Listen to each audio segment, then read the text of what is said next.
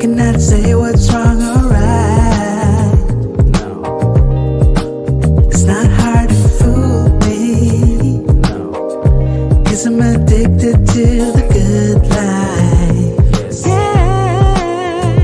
Lead the way. I follow. No need to say. No. Where we are heading now, babe. I follow. To the edge of it all. To the edge of it all. So tell your good lies. 'Cause I'll find no better one. Yeah. Susceptible now. Before the moment flies. Ooh. So tell your good lies. 'Cause I'll find a better one. Ooh. Susceptible now. Before the moment flies. It's not a problem. No. 'Cause I know what I'm getting into. Yes. Yeah. And nothing can stop me. No. 'Cause I'm addicted to what you and I realize. Lead the way. I follow. No need to say. Where we are heading now, babe. I follow. To the edge of it all. So tell your good lies. 'Cause I'll find a better one. Yeah. Susceptible now. Before the moment flies. Before it flies. So tell your good lies. 'Cause I'll find a better one. Susceptible now. Before the moment flies. Yeah.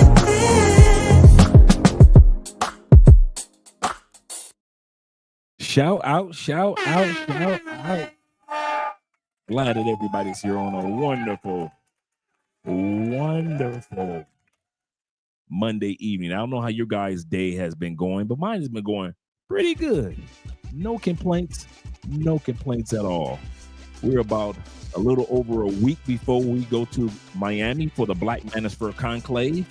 If you haven't gotten your tickets, we're going to go over the events category or the events calendar while we do this live stream. And this live stream tonight, well, it's all about Black, male, and Asian women love. Whether we want to admit it or not, there has been a major increase between Black men and Asian women when it comes to the relationships. Now, it has always gone on in the past based off of you military brothers who had traveled to Asian countries, Southeast Asia, and the Far East. But as for the rest of us as average Joes, well, we are just discovering on the last 10, 15 years, maybe 20 years, what it's like as a group to be in relationship with Asian women from different parts of the world, whether it be back in the United States or whether it be in the East, such as Hong Kong, Japan, or China. And for those that are in the Southeast, such as Thailand and the Philippines and so forth, Malaysia, Cambodia, Indonesia, as well as the Asian women in India, well, you guys are enjoying the life of luxury with quality women that are making sure that you appreciate it for who you are. We're going to look at several things tonight that showcase why is it that Black men and Asian couple in a relationship with Asian women are working so well. It's one thing to see it. It's another thing to discover and hear what they have to say about why Black men are interested in Asian women, why Asian women are interested in Black men, and why is it that it seems to be working so well. between Asian women, the Asian women have always been known to date, mate, and marry from different backgrounds, whether it be a white dude from Europe, whether it be a black guy from Chicago. So it's been the norm with Asian women and black men to date outside of their race. But the fact of the matter remains, since over the last 5 years, there has been an increase of up to 18% of Asian women being interested in being in relationships with black men. I'll say that again. It has gone from a small pool of 5% of Asian women around the world that just considered being in a relationship with a black man. Now, not even 5 years later, since the pandemic, Asian women are like, you know what? I'm going to be with who I want to be with. And now up to 18% of Asian women surveyed have said, hey, I don't have a problem dating a black man, having children with a black man, and building a life with a black man. This live stream is not against Asian men or black women or white men or others, but this particular live stream is just to showcase the growth and the appreciation that Asian women and black men are having for each other around the world. Shout out to all you guys that are here. We got 23 in the building. Click the like button, gentlemen. We like you. Make sure that you like us too. Shout out to my man Ronan Travels right out the gate in the Philippines. Good morning to you, kind sir. Good morning to you and all the brothers that are out there in Southeast Asia. Good morning to you, gentlemen. Salute to you, LCB Brotherhood. Yes, sir. Salute to you, kind sir, as well. And shout out to my man Kenny Peoples in the building. He said, I signed up for the Black Manosphere Conclave free breakout class. Yes, shout out to all you guys that signed up. Kenny did, as well as a bunch of you other guys signed up for my class that I'll be teaching during the Black Manosphere Conclave. So last year you guys saw us, we were on stage.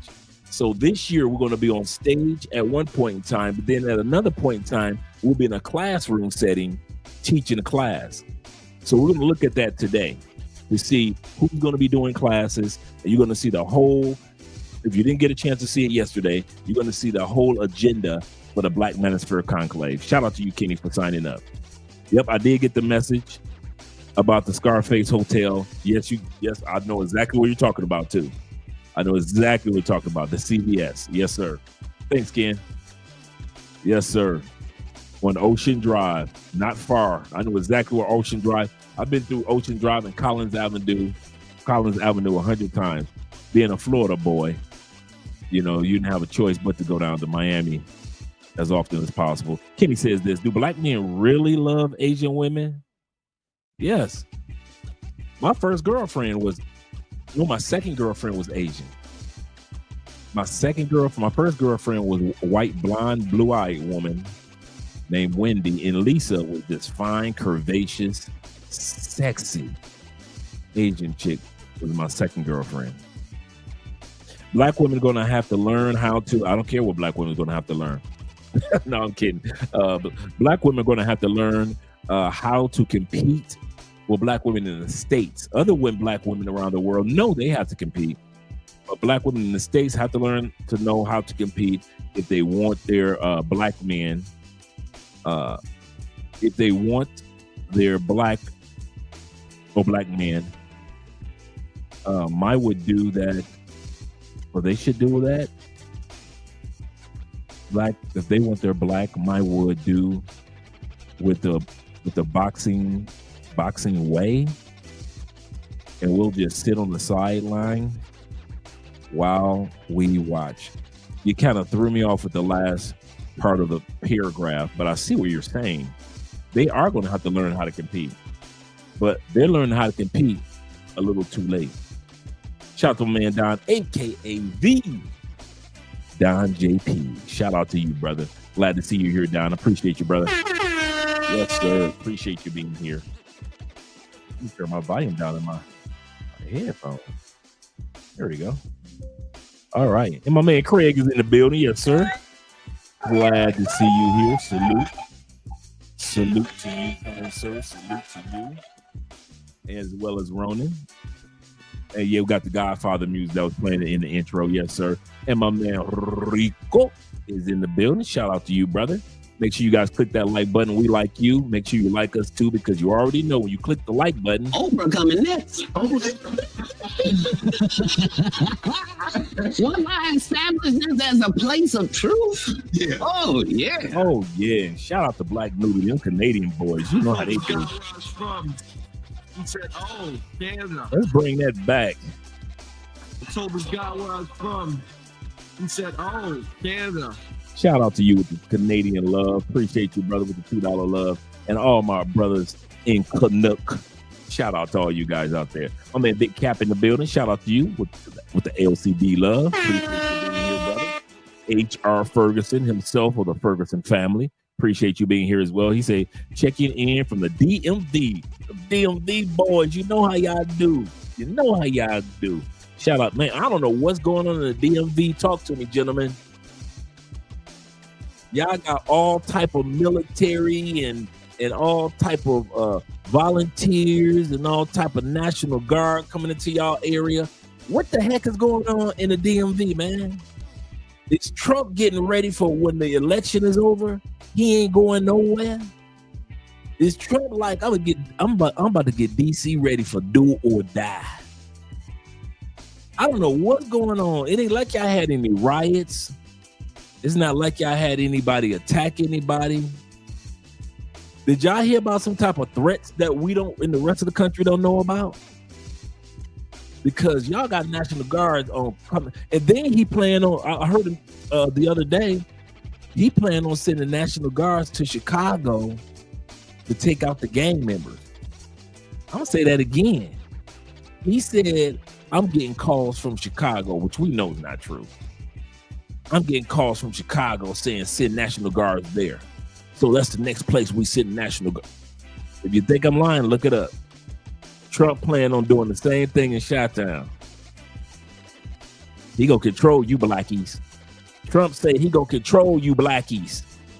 You blackies gonna be under control. You DC blackies, you Maryland blackies, B-more blackies, all you blackies in Virginia, up in the hills of Virginia, in the cities. We gonna control you blackies. Then we come to Chicago, we can control you blackies there.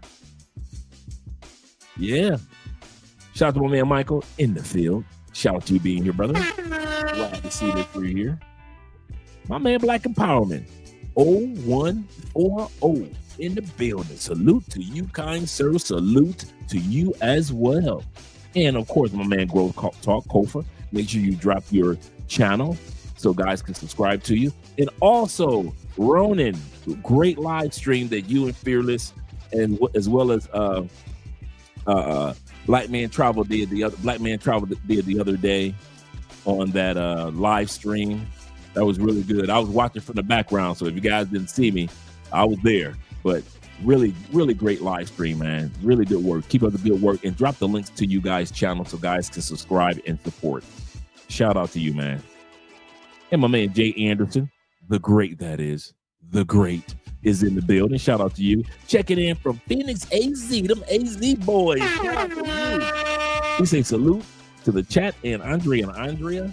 Love crossing borders. Shout out to you, brother, and salute to you as well as my man David Dice is in the building. Family, Andrea and Andrea, chat, what's good, fellas? We got a great topic tonight, guys. Great show.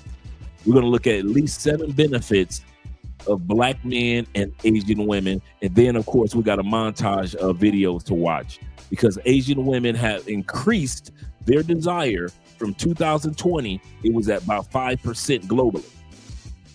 It was at 5% globally prior to 2020. If they asked the average Asian woman, let me get it right. The average Asian woman, if she be interested in having a relationship or marriage with a brother, most of them may not have been exposed to that many brothers. Most of them were like, it was only 5%. Now, just 5 years later, Same survey to Asian women on a global basis, 18% of Asian women say, oh, yeah, give me a brother every day, all day, and twice on Sunday. Asian women are extremely interested in black men. They just at one point in time couldn't say it out loud. They were too busy thinking about what their family was going to say, what the public was going to say. I think black men and white men are actually the original we don't give a dang. Black men ain't never cared about what nobody thought about us who we dated. We ain't never cared. White dudes either. White brothers ain't never cared. They gonna date who they date. And what? Same thing with brothers. So when it comes to these two groups of men, it's not a problem. It's not foreign to see foreign women interested in us. He say, dry run, for real. He plans on not leaving. That's what that is, man. He said y'all up to get used to seeing National Guards running around DC for the next 3.5 years. Y'all got 3.5 years of watching dudes just run around with artillery in the DMV area. He says general violence in the nation's capital. Let's keep those who, that mass shooting that took place in the Carolinas today. Let's keep them in prayer in that college. They had a shooting. Kids can't be in school 2 weeks. They can't be in school 2 weeks, whether it be college or kindergarten, without somebody coming up in there trying to delete them kids, them teenagers. So they had South Carolina, I believe it was today. South Carolina. So let's keep them in prayer. He's doing what black folks been asking the president to do for years, which is, let me know what it is. He's doing what black folks have been asking the president to do for years. I want to hear what black folks have been asking the president to do for years. Not their city councilmen, not their mayor, not their police chiefs. I want to hear what the black people have been saying to the president for years. Let me know. I mean, I'm a learner mode, so I'm trying to learn too. My man Don says this. He said a lot of carjacking and slanging. I wouldn't know. I'm not there, so I don't give a judgment call. That's why I ask you guys in the comments. HR says this. He say honestly, he's not going to the nice part of DC. It's only south. Okay, it's a certain area of DC. It's only southeast and northeast areas where he's going. Okay. He can do it in DC because technically, the federal government is DC. He say Chirac is run by the state, so there will be more pushback. That is true. That's a good point. That's a good point, gentlemen. Shout out to my man Michael in the field. He said, "This is my brother had him." I'm gonna come back to the comment, the super chat in a second, David. He said this. He said, "My brother had him a beautiful Asian woman, but he effed it up." He effed it up. Yeah, but at least there are lessons to be learned and more women to go after for your brother. Shout out to your brother. Shout out to my man Noah Snoopy. My dude Rob. Shout out to you, brother. Glad to see you here, man. Really am. Also, we have 50. Yes, sir. Shout out to you being in the building. Oh, he's responded. He said this. He said if we were glazing white brothers, let me know so I could make my exit. If we're glazing white brothers, let me know. I wouldn't know what glazing is. This has nothing to do with tonight's episode. Has nothing to do with any other cultures or race, male or female. This is not an LGBTQ episode. This is not a episode for about black women or white men or Latin men. This episode is to let you guys celebrate. Now, I'm going to say this on purpose. I use that term on purpose. a word on purpose. Celebrate the fact that your interest in Asian women is rhetorical. They're interested in you as well. They're interested in you as well. Because quite often I hear black men during interviews ask, do you like black men? Do you like black men? And that question is constantly asked around the world. And now Asian women are saying it even before you guys ask. Yes, we are very attracted to black men. And so I want you guys to celebrate that. I want you guys to realize that, yes, there are not just sisters that see who you are.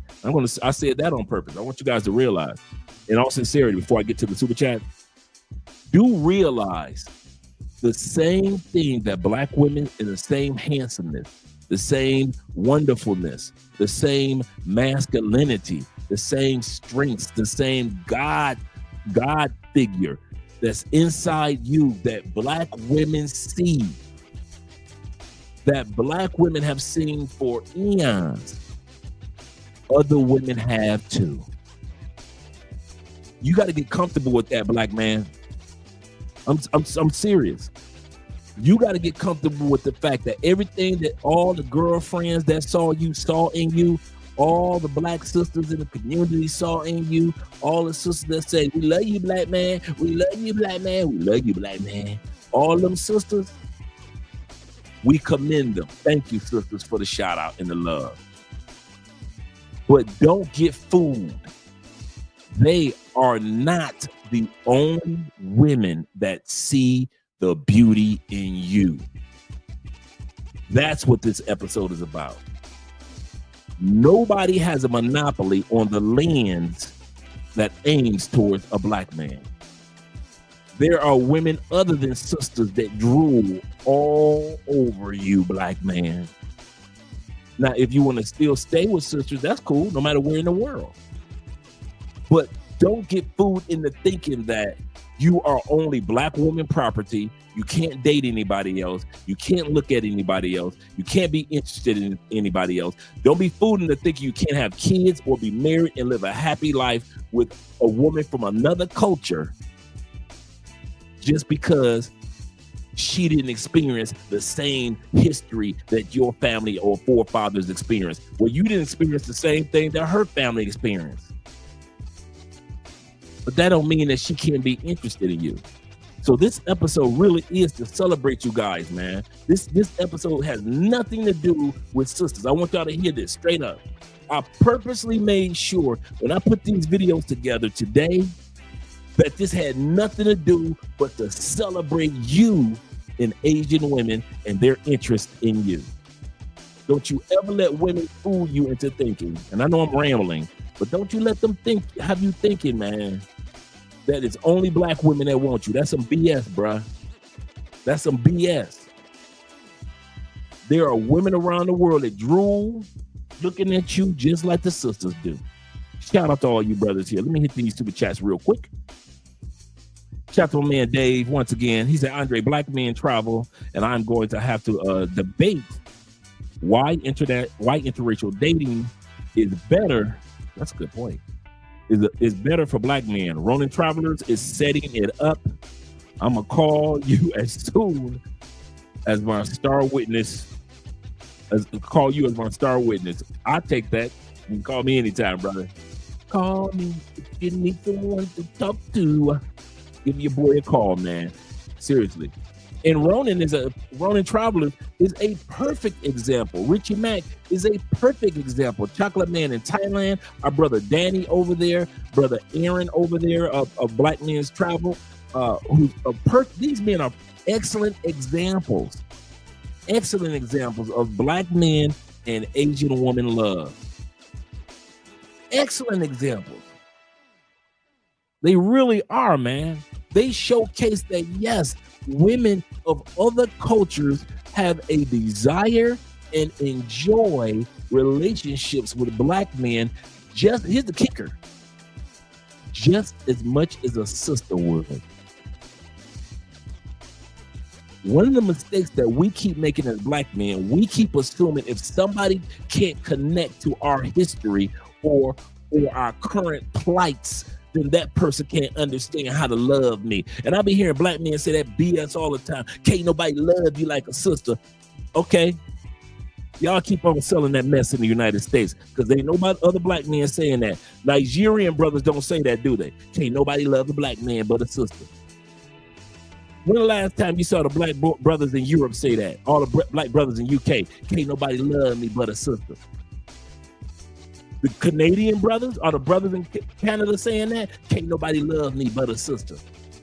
Only you brothers in the United States have been programmed with propaganda to believe that can't nobody else love you as a good man, as a responsible man, as a good father, as a good son, as a good neighbor, as a good businessman. That they have programmed you to think that can't nobody love you the way that a sister can.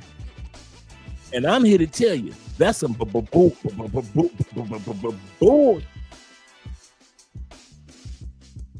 There are Asian women that love their black husbands just as much as a sister loves her black husband.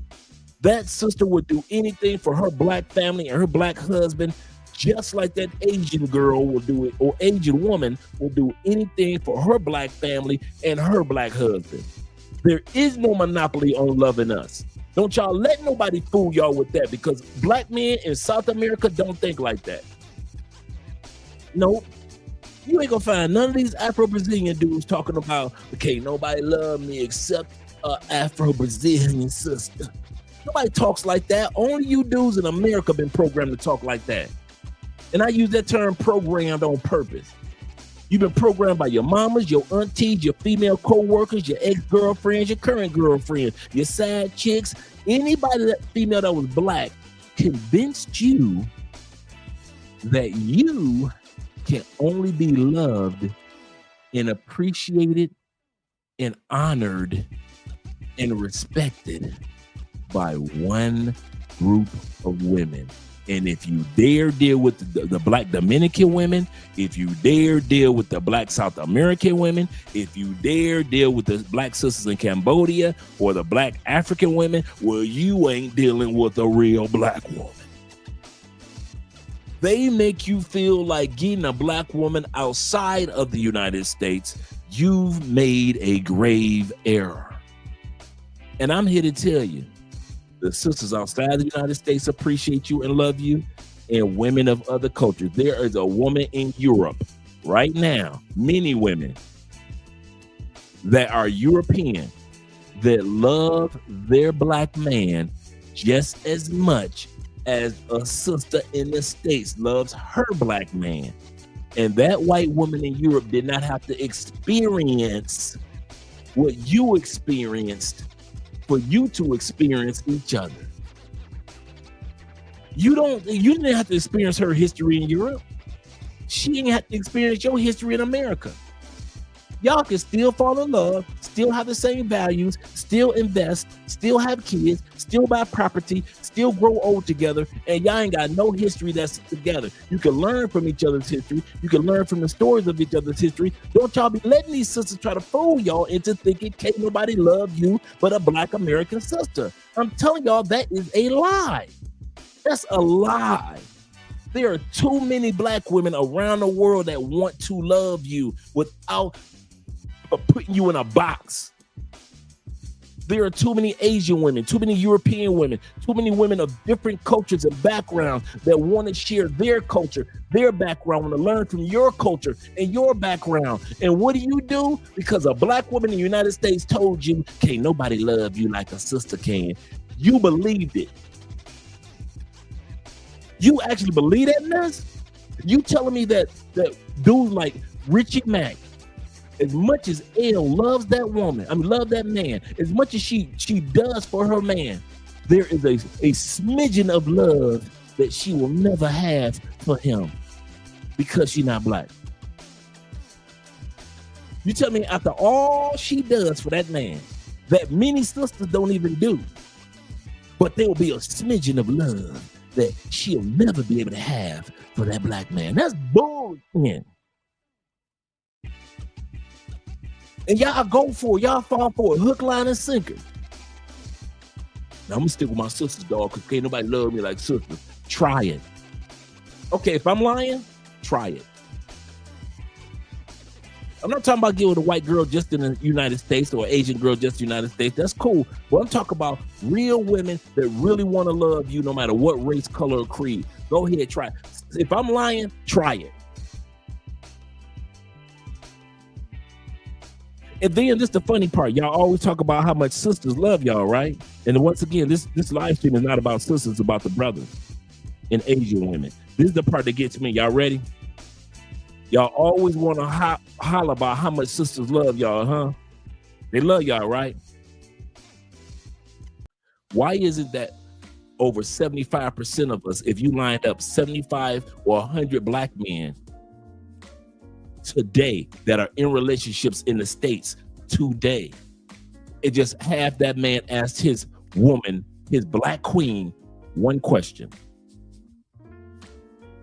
If you lined up, sisters say they love y'all. If you lined up 100 black men, I don't care what part of the city, what country, what state you get them from, line them up, 100 black men, right? You can line up 100 pro-black men with their pro-black sisters. Line them up. I'm talking about black of the black, black of the black, black. Line them up. Ask them to ask this one question to their woman. Will you give me a glass of water?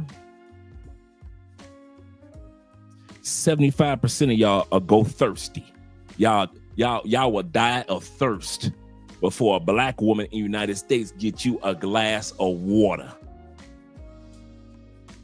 A glass of water.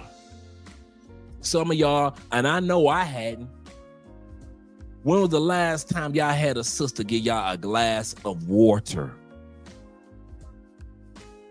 Make a paper plate for you. I'm not even talking about cooking. I'm talking about y'all at the cookout. When was the last time y'all had a sister, your sisters, make you a plate at the cookout? I'm not talking about your sister. I'm not talking about your mama. I'm not talking about your cousin. I'm talking about the one that claimed that she loved you more than the Asian woman does. Ain't nobody love you like a black woman. You can't even ask her to make a plate at the cookout. Who the hell you think you talking to? Really, I'm serious. You can't even ask her to make a plate at the cookout. And they got the audacity to look you in the face because you got the same complexion. They want to tell you that Asian women will never be able to love you enough. Now ask all these brothers how many plates and glasses of water they've gotten from their Asian wives and girlfriends. Ask that. Line up 100 dudes that's been with Asian women or in a relationship or marriage with an Asian woman and ask those 100 dudes, do they woman bring them a plate? Would they woman bring them a paper plate? You would get 75 dudes out of 100 getting the glass of water, getting a paper plate with a meal on it. We just talking about paper plates. So when y'all try to sell dudes like me on that pro, my sister this, I love sisters, I really do. I just don't put certain expectations on sisters. That's why I can keep my love for sisters. Not because of their skin. I don't put pressures on sisters anymore. I don't have certain expectations for sisters anymore. If they would have asked me, Dre, stand in line so the sisters could give you a paper plate, I'd be like, that's all right, bro. I ain't gonna put that type of pressure on the sisters, man. Dre, go ask the sisters for a glass of water. Don't worry about it, brother. I ain't gonna ask the sisters for a glass of water. I ain't gonna put that type of pressure on my sisters. They ain't built for that. They ain't built like that. I said it. They ain't built for that. Sisters are built to be my sisters. We go through the struggle together of life. But certain things that I know that they don't do naturally on a daily basis, I'm at that point where I don't even put that type of pressure on sisters. I don't see why y'all even get upset when sisters don't give y'all a paper plate, when they don't show y'all respect. When they do sit out here and say y'all cheated on you behind your back. when they sit up there and tell you that you ain't taking me to Applebee's, you ain't taking me to you better take me to Ruth Chris. I don't get upset with it no more. I expect it now. It's a part of the community now. I'm not saying all sisters are like that, but what I am saying, I don't put that type of pressure on sisters anymore. Those type of expectations, no more, bruh. If I was single and it happened, cool. But I don't expect it to anymore. And for all you dudes that do expect it, you still scratching the back of your neck, ain't you? I wonder why she didn't want to go out with me to Applebee's. It's the 2 for $20 night. Seriously. Shout out to you, brothers. Shout out to my man Growth Talk. He said Jesse Jackson and others complained about the drugs and violence in DC. Oh, okay. Near the White House. Okay, see, like I said, I'm learning. He says some black folks in the area are thankful he's doing it. Okay, cool. Thanks, brother. I appreciate that. See how easy that is? Teach each one, teach one. Shout out to you. Shout out to my man with the super sticker, with the love of the game. Let me see if I can get this Malu. I'm like, man, I'm gonna destroy this, brother. You gonna be mad. Maluweldu? Hope I said that pronounced it. Maluweldu? Did I say it correctly? Maluweldu? Let me know if I said it correctly, brother, because I want to show some appreciation for the $20 sticker, man. I really do. I appreciate all of you guys that support the channel and are watching from Andrea Wallace TV. Once again, make sure you guys subscribe to Andrea Wallace TV. Appreciate you guys. We're trying to get Andrea past the 5,000 subscriber mark. And we're going to be talking about the Black Manosphere Conclave today as well. Shout out to my man Zeta in the building. Hola, hola, hola. Them DC boys in the building. Let me scroll up, make sure I didn't miss anyone. Such as my man Jay Shar. What's up? What's up, big brother? What's up to you, Jay? Appreciate you being here. And Big Brother in Life is in the building. He say it ain't even so. He say it ain't even southeast. He said I was talking. I'm dipping in the conversation. Am I dipping in the conversation? He said ain't even southeast. Oh, talking about Chicago. He said I was talking the roof off Sanford Road, southeast smack. I'm really dipping because I don't know what you're talking about. It must be Chicago because we were talking about Southeast Chicago earlier. Shout out to my man Jav in the building. Appreciate you being here. Appreciate you being here as well as Montrez representing. We got 63 in the building. Click that like button. We like you, gentlemen. We really do. Make sure you like us too. He said, what up, Dre? He said, the reason why the president is sending the National Guard to DC and 19 other states, 19. He says, because there is a cop shortage going on and crime is rampant. Is it that bad, guys? Is there a cop shortage like teachers? Like a teacher shortage? Rampant. And it's a root case. He said it is the root cause of it. See, America, man, wow. Shout out to my brother Abdullah in the building. Yes, sir. He said a couple on Andrea Wallace TV. Shout out to you, brother, over there on Andrea Wallace TV. He said my couple on are you and Andre or Andrea. He said my two favorite couples are Sky Sid, a Blasian and Wasian couple. Okay, shout out to them, man. Appreciate you, brothers. Shout out for being here and watching from Andrea Wallace TV, as well as my man Rudolph is in the building. Rudolph Lake of the Lake family. He said, yes, sir, Dre. He said, I'm too old now to even give a F what black folks think of me dating or my dating preferences now. Yeah, man, we too old to care, man. Our care is done. I could care less. He said, I know the numbers of cops that have quit or retired early. Oh, I got you. Shout out to my man Jacquez in the building. Appreciate you being here. Shout out to you. IBM Bobby. Bobby is here representing as well. He said, he said my couple on you are, I read that one earlier. Shout out to you, Bob, for being here. Glad that you're here. I think I got Jay already, got Zeta already. My man Bill, preach, Andre, preach. Aiken is in the building as well. He said, and the light detector says, yeah, man, you guys appreciate it, bruh. Celebrate it.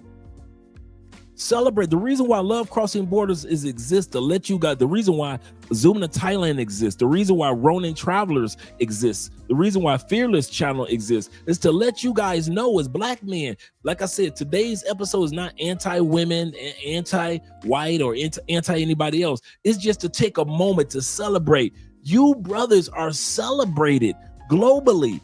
If it was any time in human history that you get a chance to celebrate being a black man and everybody wants you, not just want something from you. You notice how I said that? This is the era where so many people, in other words, so many women on a global basis want you, like Uncle Sam. They want you.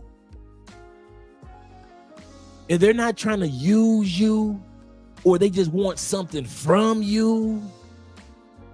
Finally, you can go wherever you want. And women are looking at you like, yeah, I like what I see. And they don't have to hide it. I'll say it again. The freedom that the women are having in other countries is they no longer feel that they have to hide their love for you. Now, you're going to find some haters no matter where you go. We call them racists. Well, we know they hating. Take it from me. Any of you brothers that's with an attractive white girl in the States, you going to call her cousins racist. They hating. You going to call her co-workers racist. They hating. See, it used to be a time when racist was racist, but when you really look at some of the racism nowadays, some of it is just somebody just hating on you. Just some of it. Some of it is just straight hating. You with that black guy, girl, stop hating. You with the black dude, you hating. You wish she was with you. I got you. If I was living your life, I'd be a hater too. Some dudes just be on hate mode, man. You ain't got to deal with them dudes. Shout out to my man 40, being in the building. My dude, hope truck driving life is going great for you, brother. 40 says this. He say not just black and Asian. He say black and fill in the blank. Facts. He say Trump is sending the troops because he wants want to be a fascist. He said he can't even do that. He can't even do that right. Well, you know what Trump is doing? Really?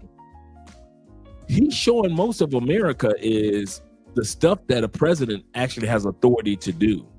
You know, it's stuff that we kind of took for granted that presidents didn't take advantage of, right? So we kind of like took it for granted. Now you're seeing Trump doing all this stuff with executive orders and executive power, being the actual head over the military, having the ability to have executive orders. He has, put in enough Supreme Court justices to be able to win many of his cases, not all, but many. And he doesn't need Congress. I mean, man, I used to sit back and hear Congress is this, Congress, man, lately Congress has been quiet as a church mouse. Because he has so much power as a president. He's one of the few presidents that are taking advantage of it. Not saying that I agree with it, but I understand that he is taking advantage of the rules of his position. You don't have to agree with somebody, but you ain't gotta hate on them either. I don't hate on the dude, and most of all because I ain't there, so I wouldn't know. Zeta says yes, a huge shortage of cops. Okay, I didn't know that. I did not know that. He said yes, sir, Dre. We read that one. Shout out to my man Ralph being in the building representing. Yeah, he said Southeast DC is considered the worst part of DC. Okay, they made it seem like it was all over DC and that y'all was locked down like Wakanda. They did, dude. Dudes be putting in comments all over Facebook and TikTok, and they make it seem like y'all just got a shield around y'all like Wakanda, and can't nobody get in and can't nobody get out. That's how they try to make it seem. But y'all said that the problematic. So y'all give me a little bit more clarity. Not trying to be a contrarian. He said National Guards are not trained to fight street crime. That's true too. I thought about that too. You can't use National Guard as like really police. They kind of like short term, like if it's a riot or something or a flood or something. But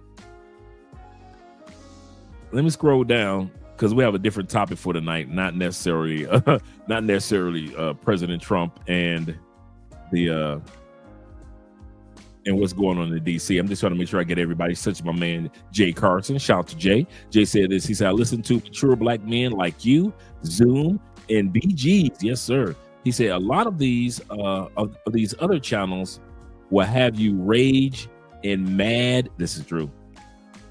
Mad at women, keeping a good temperament with each other. Absolutely correct. No use of being mad at the sisters, man. The sisters only know as much as America tells them, just like we only know as much as America tells us. It's easy for us to kind of like come at the sisters after we've traveled to other countries, dated other women, experienced life on a global basis, and we see the truth, right? And then it's easy to turn back and kind of like look at the sisters who's struggling. I mean, think about it, man. But it is 2026. 2026. They said less than 4 years, women in the United States, 80% will be childless. Won't be no sperm to go to in the sperm banks. Men ain't donating like that no more. They gonna be having to be share bears, sharing men, and usually they don't pick good men to share. They usually share Pookie, Ray Ray, and Man Man. So even if black men, and I mean this, even if black men said nothing,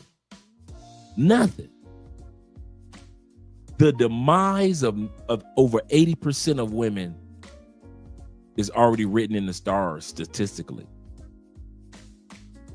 So why harp on tearing them down when statistics are showing them that they're tearing themselves down over time in less than 4 years? I mean, think about it. You've got over 2 million more married men in the United States than married women. When they sit back and say black men don't want to get married, that's a lie. You got 2 million more black men in the United States married happily than black women. But let them keep on lying to themselves. Keep on lying. We're going to keep on getting these passports and keep on traveling. That's serious. Shout out to all you guys, babe. And shout out to Kevin, Mr. Membership, for 16 months. He said Trump needs to re-seal the National Guard back to LA. We have the lowest police force in man, is it that bad, guys? I kid y'all not. This is my first time hearing about this when it comes to the police force. I did not know this was going on. Do y'all let me ask y'all this. Do y'all think it's coincidental, or do you think that it's part of it is strategically planned to make United States more of a national policed country and not just a local or state policed country? Because we've had a shortage of school teachers for years, and we kind of like understand that we need more teachers, more pay. But this, I kid y'all not, bruh, this was the first time I've heard about this with the police, but I haven't been there to say anything. So who am I to make a judgment call? He said assault, kidnapping, shootings, burglary is up 20-fold. Goodness gracious. Woo. Farty says this. He said that power won't mean anything when there is a government shutdown next month. Okay, what's going on with the next month? The budget? Are they doing a budget shutdown again? You know how they do. They'll take the budget and kind of like do a 6 months expansion and say, hey, we're gonna kick the can down the road. Then they got to negotiate the budget again. Then they kick the can down the road. Are they going to be doing? Is that what you're talking about? He's able to do this because the Supreme Court named him king. He ran for king in 2016, became king. He ran for king again in 2024. That's the other thing that you guys got to come to peace with. You no longer have a president. It's going to be a long time before you guys see anything presidential.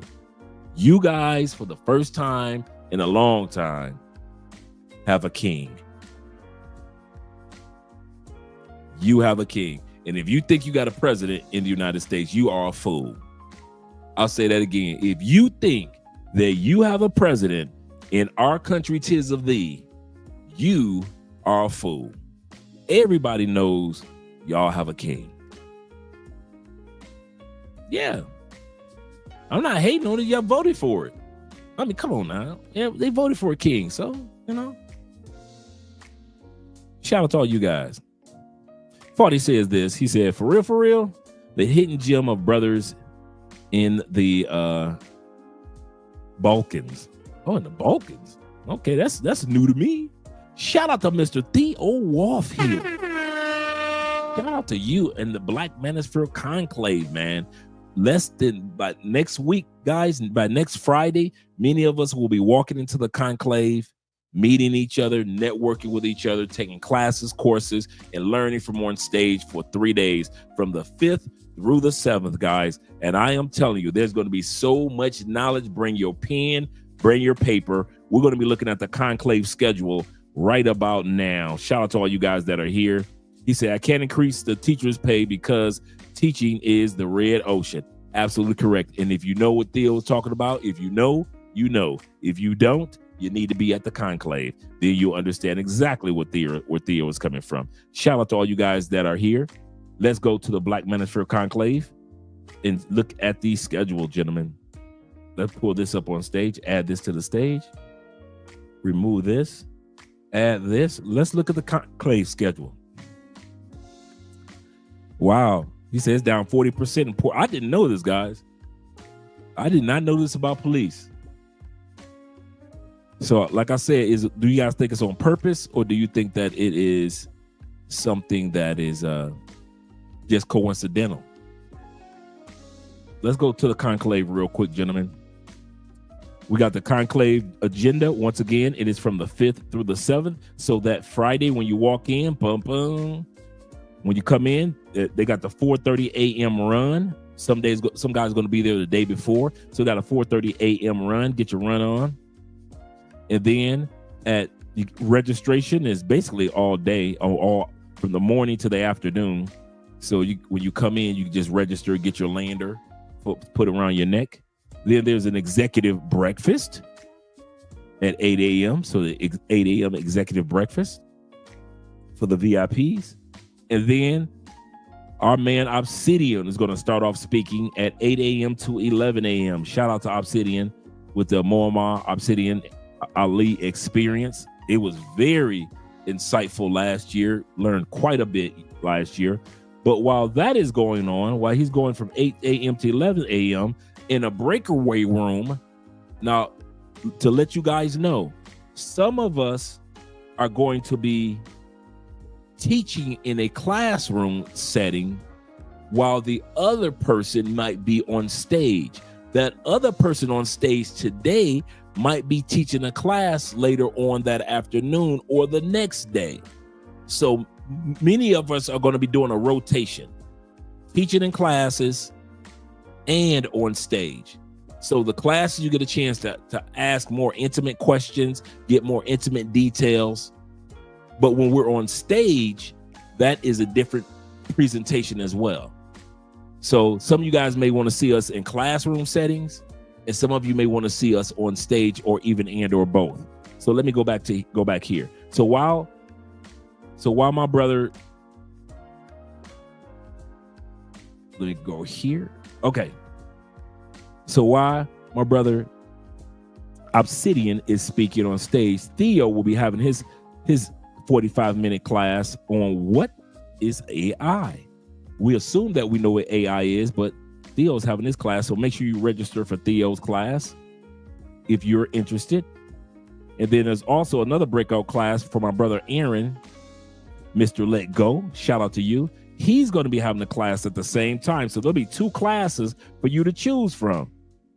His is at 9:15 to 10, just like Theo's. So this, when it comes to gaining leverage with the ladies, you can join Aaron's class. You could do some parts with Theo's and parts with Mr. Let Go, but I would recommend that you choose either or and not just get up and leave one class just to go to the other. But I would recommend you do that.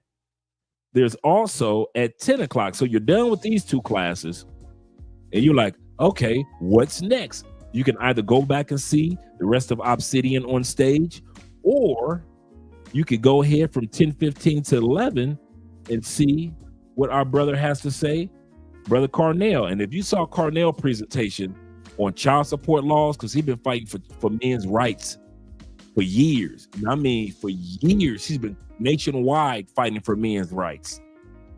And I'm telling you, this dude is an excellent presenter. Standing ovation, no doubt. So he's going to be teaching a class, as well as the same time, once again, you got Brother Johnny. He's going to be teaching a class on crypto. So all of us cryptocurrency guys, there's a class for us to attend. So you're going to have an option with these 2 classes. You're going to have an option on the 5th, that Friday, with these 2 classes. And by the time you get done with all this knowledge, that's why I say bring a paper and pen with you. Bring notepad and pen with you. Do not just come to the conclave with clothing and cologne. That's cool. Clothing, cologne, and condoms and common sense. That's cool. But make sure you bring notepad and pen with you as well. Do not forget that. You're gonna be upset with yourself if you do. Then you got the lunch break with Dr. B. Shout out to Dr. B. Talking about good health and good Latina. Can't beat that. In the ballroom for the VIPs. Then after lunch break, here we go. We got 12:15 to 1:15, 1 hour with our brother on stage, El Guapo. Can't wait to see that. While El Guapo is doing his on stage, Theo is back in the classroom with another AI class. Just when you thought it was safe to go in the water, here come Theo and Chewy once again with another barn burner, AI and the workplace. So you want to definitely sign up for that one. And then the next speaker after our brother El Guapo is speaking, and while Theo's teaching his class, the next brother will be speaking. Brother Nathan, he'll be speaking. This is all just on Friday. We ain't even hit Saturday and Sunday yet. This is just Friday, bruh. Legacy over liability. Talking about your finance, your future, self-development. He's going to be on stage from 1 p.m. to 2 p.m. Shout out to him. While he's teaching 1:30 to 2:30. I said 1 p.m. to 2 p.m., but it's 1:30 to 2:30. While he's teaching, there will be classes taking place. My class, when it comes to relocating outside the United States, let you guys bombard me with questions and answers, as well as giving you guys a pyramid of success when it comes to relocating. There'll be another class taking place when it comes to telesales. So how to close 6 figures from anywhere with just your iPhone. So you got 2 classes to choose from. You got 2 classes to choose from that's going to help you out. Then once again, just when you thought it was safe to get out of the water, you got Theo teaching a class at 2:30 to 3:30. Shout out to Theo. He's teaching AI sect ops and giving a demonstration. Shout out to you. And while Theo is doing that from 2:30 to 3:30, I'll be on stage from 2:45 to 3:45, and I'll be speaking, talking about the new American dream, how you can still live the American dream outside of the United States. Outside the United States. Shout out to Theo.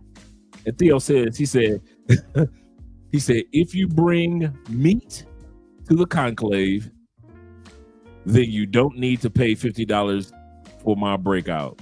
Chewy is hungry, angry and hungry. He prefers, see, dude's gonna be coming in with puppy chow and everything else for you, Theo. He said he prefers post-wall women, older women, who think they deserve more. Hey, they love a nice dog. You know, older women and their pets. Older women and their pets. So Theo will be there teaching.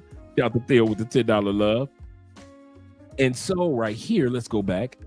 I'll be teaching my class, and I'll be teaching out of the book. I'll have copies of the book there. This book, Anywhere is Possible, How to Live in Over 60% of the World. As I often mention, how to live in over 60% of the world for under $2,500 to $3,000 a month. It is possible. As well as I'll have copies of the 44 Laws of Travel. Excellent book. I was so happy when I got a chance to finish writing this one. And I'll have the book, Stop Making Excuses. Life happens. Good times for men, bad times for men. But the one thing that you have control over, you don't have control over all the good times of your life. Many of the good times you do, but not all of them. Sometimes life just blesses you with a good moment. You don't have control over all the bad things that happens in life. Whether it be sometimes when relationships end, she filed for the divorce. Sometimes when somebody passes on. Sometimes when, you went through a moment where you lost a lot of money financially. You may not be able to control everything, but the one thing you can control is your excuses. That's the one thing you guarantee that nobody can take from you. You can use explanations. In the book, I talk about this, the difference between an explanation and an excuse and how to overcome excuses. The title is 28 Days to Crushing Your Fears, Distractions, Complacency, and Discouragement. All of us go through it. All of us have moments of fears or worry. All of us have times when we are distracted. Oh man, I'm good. Life is good. I'm good. All of us have days where we're discouraged. And all of us have days where we just feel complacent and don't want to really put in the hard work. If you're going to be in Theo's class, the one thing I've learned with Theo's class and all the other guys, you cannot be complacent. And in order to do that, you're going to have to stop making excuses. So I have all the copies of how to do it in 28 days, how to overcome your excuses. If you guys ever notice me, no matter what happens, good things or bad things, your boy Andre doesn't have this certain thing. I ain't got no excuses. I can give you explanations, but you've never heard me use an excuse, ever. Well, man, I would do that, but I ain't got no excuses. None. Shout out to you guys that don't live by way of excuses, but you live by overcoming them or stopping excuses. So let's go back to the conclave when it comes to the schedule. So we're still on the 5th, guys. We're still looking at Friday. Shout out to all you guys that are here. We're going to get to the once again, today's topic is about Black love and Asian love, but we're stopping to look at the conclave because a lot of you guys will be at the Black Manosphere Conclave this up and coming weekend. And so shout out to all you guys from the 5th. So we're looking at the 5th. And then while I'm teaching class, you have Theo doing his DevOps. And then you got a breakout session. The last breakout session on teaching will be with our brother, the Culture Cognition, Fire for Your Mind. And that will be at 5:30 to 6:30 for our last class. So shout out to Culture Cognition being there for men's mental health. Now we're looking at the 6th. So we're looking at Saturday, Sabado. There's an early morning run from 4:30 to 5:30. Miami Riverwalk. Shout out to you guys. Once again, if you come in on Saturday, you'll register just like the registration on Friday. The first class, then the first thing they're going to be doing, if you want, you can get professional photography photos done for yourself. Some of us have a ton of photos, but we do not have professional photography photos for your LinkedIn, for your other social media platforms. Professional photography photos. And that's from 7 a.m. to 4 p.m. So that's throughout the whole day. And it's only $20, man, to get a great professional photos done for yourself and for yourself to use, like I said, on your LinkedIn, on your other social media platforms, such as your Facebook page, your Instagram, your book covers. If you want a photo of yourself on the back of your book and you want to look professional, this is what we're going to be doing for you guys to take advantage of throughout the whole day. Then the executive breakfast for the VIPs. And then here we go right here. Building your brand and image. Right here, he's going to be teaching on stage. He'll be there at 8 a.m. to 9 a.m. Shout out to our brother Eric. Building your brand, because your brand is important. How people see you. Some brothers don't care how people see them. But in the words of Obsidian, the men of this dojo of the Black Manosphere Conclave, we realize how important branding is. What was Kevin Samuels? An image consultant. In other words, a man that helped people with their brand. If Kevin Samuels knew how important it was when it came to branding, so should we as well. While that is going on at 8 to 9, at 9 o'clock, once again, when you thought it was safe to go in the water, you're being brought back underwater with Theo with the 9 a.m. to 10. Man, you're going to be getting some classes with Theo. 9 a.m. to 10 a.m. class, AI and private cloud. So you're going to have that going on. And then you're going to also have travel safety class by our brother, Pablo Frescobar. Shout out to Pablo. Yes, sir. Pablo and Theo are going to have classes. So you can enjoy both of those classes.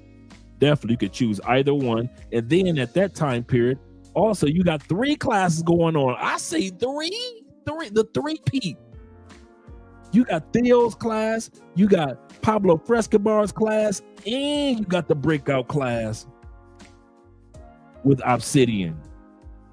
A gentleman's weapon, canes, walking sticks, self-defense. So he does an excellent, dude, I'm telling y'all, that presentation that Obsidian does with the canes, I've never seen anything like that, man. I really appreciate the cane. Yes. And while that is going on the main stage is our brother Darwin. He's going to be here at the Black Manosphere Conclave. Shout out to him. So he's going to be there. He's going to be speaking. We know that he's been blowing up all over YouTube. So shout out to him. Mating market evolution and Black men and women since the 1960s in the relationships all the way to 2025 when it comes to relationships, what we need to do to get it back on track, gentlemen. And while he's teaching his class, right after his class, we could go straight right in to see our brother once again, Brother Cornell, the Blind Side Playbook to protect modern Black man. He's going to give you steps to keep yourself protected in the United States. What do I always say? It's not about the ladies always. A lot of times it's the laws that come against you. The laws. Shout out to you. And also at the same time, 10:15 to 11:15 on the 6th, that Saturday, you'll be having classes also with Brother Trigger. Shout out to my man, Brother Trigger Mike. And so you're going to be able to speak with him in regards to his class. His class is free as well. And at the same time, looks like we got another 3P. So you got on Saturday at 10:15, you got Brother Cornell. Shout out to him. You got Trigger Mike at 10:15. And at 10:15, you also got Business Plan and modern, business plans and business models by Brother Frank. Shout out to Brother Frank. And while that is going on, all you guys that are looking to purchase books and other things, you'll also have the vendor focus on the expo floor, so you guys be able to come and meet us, meet and greet, hang out, purchase products, things like that, purchase all the things that all the other guys will have. I believe Richie Mack will also have his Zoom to Thailand t-shirts like he had last year. Obsidian will have his new Kevin Samuels book. I'll have my literature as well, and that will be at 10:15 to 11:15 a.m. And we're still at the 6. We're still on Saturday. Lunch break is at 11 o'clock. Then after we come back at 12:15, now we got my brother firearms, safeties, and home defense. So Trigger Mike is going to help guys understand how to keep your home safe. And then while that is going on, while that is going on, you're going to have, once again on the 6th, the man coming out of the shadows. Theo Wolf is back once again. Theo Wolf is going to be like John Wick, okay? If you put John Wick and the Equalizer in one movie, that's Theo coming back to back to back sequels. Shout out to Theo with his 6th sequel, which will be on the 6th AI and traditional computing from 12:45 to 1:30, a 45-minute crash course on understanding AI and traditional computing. While that's going on, it's another 3-peat, gentlemen, on the 6th. We got another 3-peat. You got Theo's class you can attend, or you can also attend the breakout workshop with our brother El Guapo. Shout out to El Guapo. The raw truth about dating or dealing with international women. The raw truth. He said he's going to tell some stories that he had not told at all when it comes to dating internationally. And also our brother Johnny will be back talking about the beautiful, wonderful life of investing in cryptocurrency. He said the Black Crypto Blueprint. Take back your economic power. Shout out to brother Johnny. He's going to be teaching from 12:45 to 1:30. So you got 3 classes to choose from in the morning, 3 classes to choose from in the evening, as well as the speakers. And this is on Saturday. And then there's going to be a networking session from 1:45 to 2:45 for all you guys that are interested. Then on Saturday afternoon, we got Coach Greg Adams. The Coach Greg Adams will be the keynote speaker for the Black Manosphere Conclave, and that will be at 3 p.m. to 4 p.m. in the Regency Hall. Shout out to all you guys, and shout out to Coach Greg Adams. There's going to be a high value round table after that from 4:30 to 6 o'clock, a high value round table. And then if you guys are interested, on the 6th, on that Saturday, is a yacht party. So get your yacht party on. And that's going to start at 7 p.m. to 10 p.m. 7 p.m. to 10 p.m. Shout out to you guys. Now, for all you, your girl Andrea is kind of like rubbing it in when it comes to the yacht party. I'm going to suffer this yacht party for you, babe. I'm suffering. It's not going to be easy being on the boat with these gentlemen. I didn't ask for this. This yacht party I didn't fall on this yacht party. This yacht party fell on me. It fell on me. I didn't want to do it, but I got to. I gotta do it. September 7th on that Sunday is a morning run for all you guys that survived the yacht party at 4:30 a.m.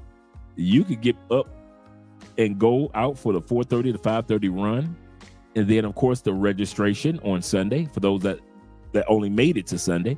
So, and you only made it for one day to the conclave, no problem with that. You can still register and come in on Sunday and check in. It's the executive breakfast for you guys as well. As well as you have the main stage. Once again, Will he be wearing a suit this go round? That is the question, gentlemen. As you see this photo of Theo, will he be wearing suit and tie? We must speak to Chewy about this. Will he be having, this will be some of our first classes. So any of you guys that have already signed up, coming to the Black Manosphere Conclave, you want to get everything set up for yourself when it comes to getting started with our classes with cloud engineering. You definitely must be there on the 7th. You have to, because we're going to get started getting everything set up for classes, because classes start on Tuesday, September 9th. For all of us that are in class 7, shout out to class 7. So Theo will be speaking for an hour. And while Theo is speaking, Obsidian will have his breakout class, and it's going to be talking about sexual intelligence, upping your game in the bedroom. Yes, sir. Sexual intelligence. Theo will continue to speak he get a 15-minute break, and then Theo's going to continue to speak from 9:15 to 10:15. He's going to be talking about multi-cloud automation. So he's going to be talking about that while Theo is speaking. Make sure. Yeah. Oh, when Theo is done, we're going to have a crypto class to break out to right here. When Theo is done. So he's going to be doing 3 classes of crypto, Brother Johnny. He's going to be doing one on Friday. He's going to be doing one on Sabado and doing one on Sunday. And then once again, we're going to do a breakout session for those that want to purchase items and support the speakers. You'll be and meet the speakers and take photos and just hang out. You just hang out with us, man. Make sure you bring some extra money to support the guys, man. The t-shirt sales and everything else that's for sale. Bring you a few extra dollars to support everybody, man. That's what we did last year. It was really good, man. Really good. And then they're going to have with the lunch breakout for the VIPs, Mr. Let Go is going to be speaking once again for 45 minutes. Center yourself as a man. Be centered. Theo is back on stage after lunch from 12:15 to 1:15 with our first AI ops. All you AI guys, yes, Theo's going to be there. And while that is going on, 12:30 to 1:15, we're going to be having some information on Better Health workshop. Stop working out wrong. Learn how to get results. So that class will be there for Brother Lawrence. Shout out to Brother Lawrence that's going to be there. And then we also have on the main stage, shout out to my brother, the Culture Cognition, Fire for Your Mind. He's going to be speaking on how to circumvent modern dating and relationship grief. How to circumvent, how to not get caught up in modern dating and relationship grief. And he'll be speaking for an hour from 1:30 to 2:30. And while that's taking place from 1:30 to 2:30, there's another class with our brother Darwin. He's going to be speaking on cold approach scenarios, training with women. So he's going to be talking about dating.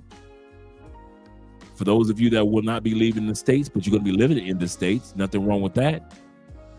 He's going to be helping you out on how to date. Shout out to Brother Darwin. And also another breakout class with our brother, Mr. Let Go. How to get any woman to submit to you. So these are some of the guys that you see on social media all the time. And right now we also have on main stage some of the last speakers, which will be on Sunday, 2:45 to 3:45 p.m.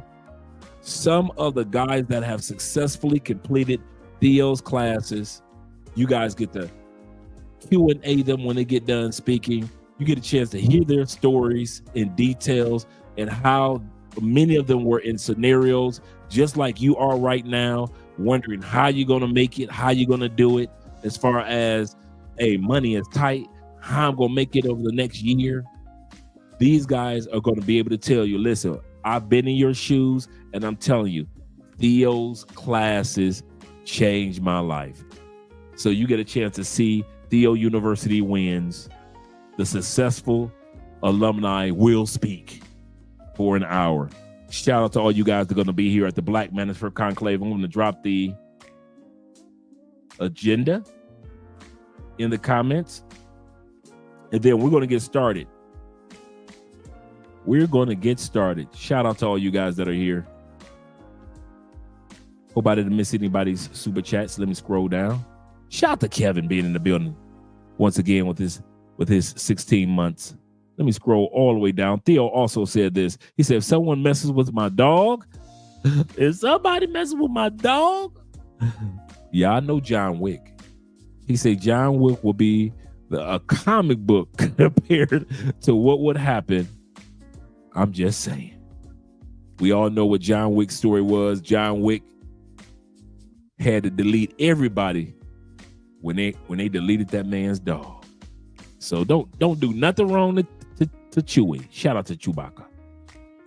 Let's get started, guys, with the video, and then we're gonna also pull up 7 facts that Black men and Asian women have in common, and this is why it's working out. But let's get started with the videos first. Let me remove this from stage and bring this to stage. Going on, topic going on, brother. Why do you feel Black men dead outside of their race?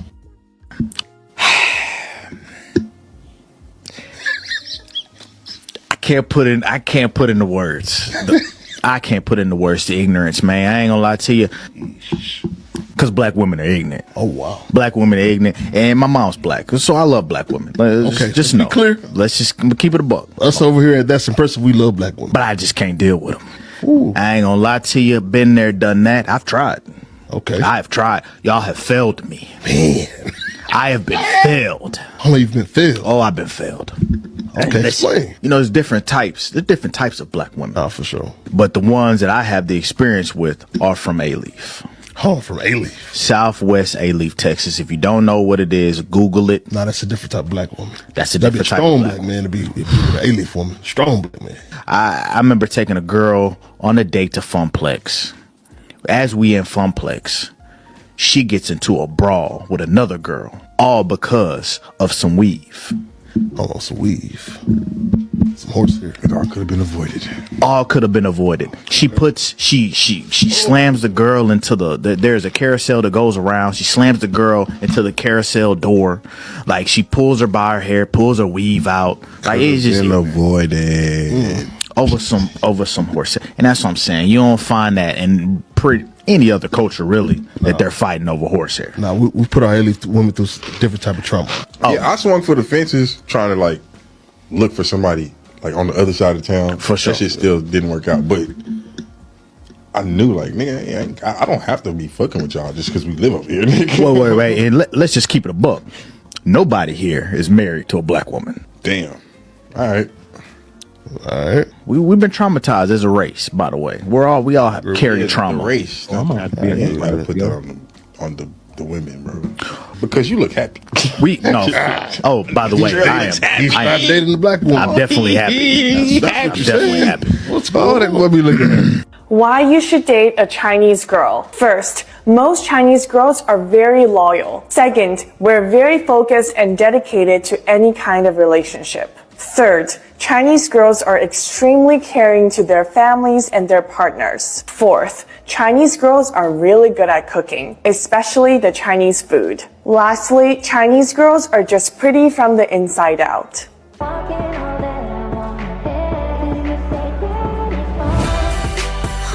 Black men, let me tell you, get you an Asian woman, bro. You think these American women are good? Bro, you have no idea. Trust me, I got a story to tell y'all. So I'm not gonna lie, I definitely did start messing with this one Asian coworker that I have at my job, right?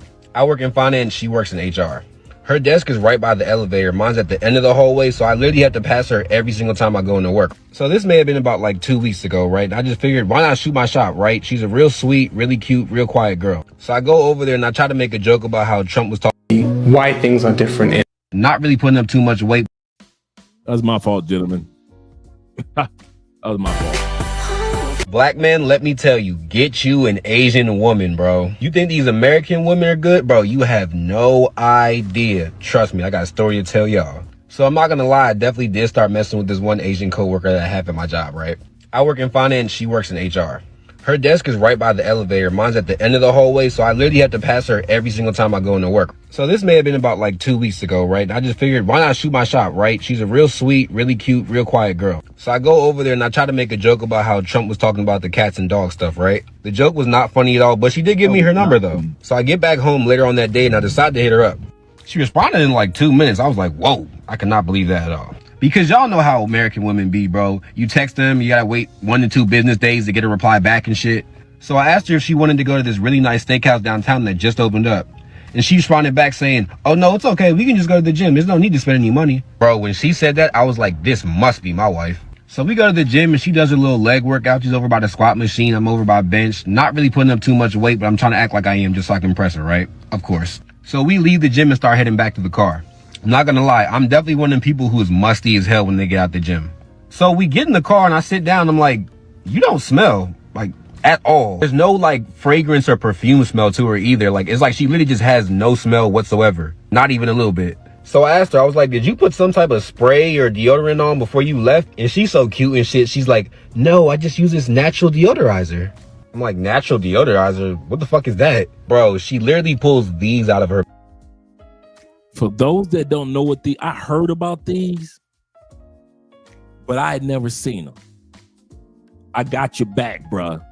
I got, you know, Andre coming with the receipts. You know they ain't gonna just pull stuff up on camera on us and we ain't gonna find out what the heck it is. I'm gonna drop the link for that one. I'm dropping the link for that one. I'll show y'all what it is. Some of you guys have heard of it. And yes, you can get it on Amazon. Yeah, you seen these before? Let me pull this up for us on stage. I'm gonna pull this down for a second, pull this up on stage, and we're gonna go right here. Okay, that's what he's pointing to. It is called, let me blow this up a little bit more. It's called Scentless. These are pills. These are actual dietary pills to keep you from being for all you dudes that got a problem with funk. I mean, these pills help with bad breath as well as bad underarm and bad foot smell. I'm not saying that you ain't got to wash and brush your teeth ever again. I'm not saying that you don't have to brush your teeth. Don't think that you can pop a pill and you just ain't got to brush your yuck mouth no more, or you ain't got to wash under your arms no more, or you don't got to wash between your funky toes no more. I am not saying that, gentlemen. Wash your body. But when it comes to having a natural scent and not a funky scent, or have to wear deodorant, I've heard about these. So I'm gonna drop the link once again in the comments. Oh, I will be ordering some because I'm gonna find out, because like I said, I've heard about these pills, and I've heard from these from you guys that live in Asia, and I've heard about it on TikTok from a few Asian people, but I never knew what they were called. I never knew what it was called. He said, I had an Asian woman and she was water flavored. If you pick up what I'm talking about, right? You see what I'm saying? Right. He didn't even know he hit a TikTok app. He didn't realize it, did he? He didn't even realize it. He said, man, she had these. And he pulled it down so fast, he didn't even describe it. I had to go back and freeze the video, zoom it in, and I was like, what's that? Oh, yeah, let me see if that's on Amazon. Let me see if they got that on Amazon. So I'll be ordering some of these, the Scentless. And we're going to try that out. We're going to try that out. So let's get back to the video, but I just want you guys to see exactly what it was that he was discussing. So I'm like, what can those do? And she's like, well, Tyler, in Japan, we don't use deodorant. We take these little green pills every day, which have chlorophyll in it. It's a natural ingredient from a plant that takes away your body odor. After she said that shit, bro, I was like, bro, I need you now. Clearly you are who God wants me with at this point, right? Yo, ever since I started taking these pills, I haven't had to use deodorant ever since. There's 30 pills in each one, so one bottle will literally last you the entire. Yeah, he's doing a TikTok advertisement. There we go. Get your money, player. Theo says this. He says, if your DNA, shout out to Theo with the $20 love, and shout out to my brother over on Cash App, my brother Lawrence with the $10 love. Appreciate you, brother. Appreciate you over on Cash App. Shout out to you guys supporting by way of PayPal, Cash App, and Super Chats. Theo says this. He said, if your DNA is disdain to a woman, she will never stink to you. That's true too. He said, on the contrary, she will smell intoxicating. So since I'm black, Asian and Latinas always smell good. They are always good to me. White and black women, no. No. Yeah. No. So yeah, I had to agree with Theo on that one. Month. Look, I don't know about you, but I'm tired of wasting money on deodorant and cologne and all that other extra shit, right? Not saying whether you should or should not get these, but I will say that they do work. And if you are interested, I'll definitely link them at the end of this video so you can check them out. I just wanted to put you guys on because this is crazy. But like I said, hey, black men, get you an Asian woman. They're the cheat code. You know, some people just can't understand that Asian or many Filipinas are attracted to black men. Why can't you just accept that the black man that you don't like is wanted in the Philippines? And the fact that these guys don't want to be with you, that means they are not being treated like a king. And why settle for someone who don't want to treat you like a king when you can go to the Philippines and be treated like one? And that is why people, not just my black king, everyone I'm talking about, men who are unwanted in your country have to go to the Philippines.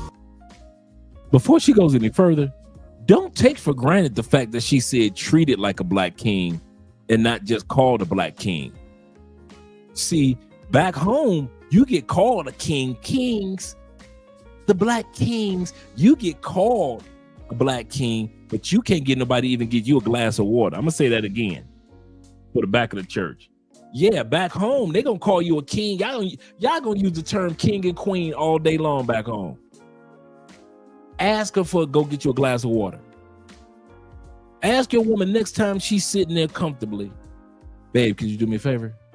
What? Could you go get me a glass of water? King.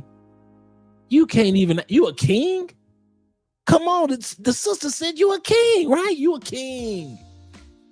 You can't ask your woman for a glass of water or a paper plate with some ribs on it at a barbecue. You can't ask your woman for a hot dog on a paper plate at a barbecue. Don't ask for a hamburger and talk about put some mustard and ketchup on it before she bring it. That ain't gonna happen. A couple of women, of course. We're not here to talk about anomalies. We talk about norms on this channel. And normally, you ain't gonna get no woman to bring you a glass of water. Here in other countries, yeah. There? Nope. All you kings.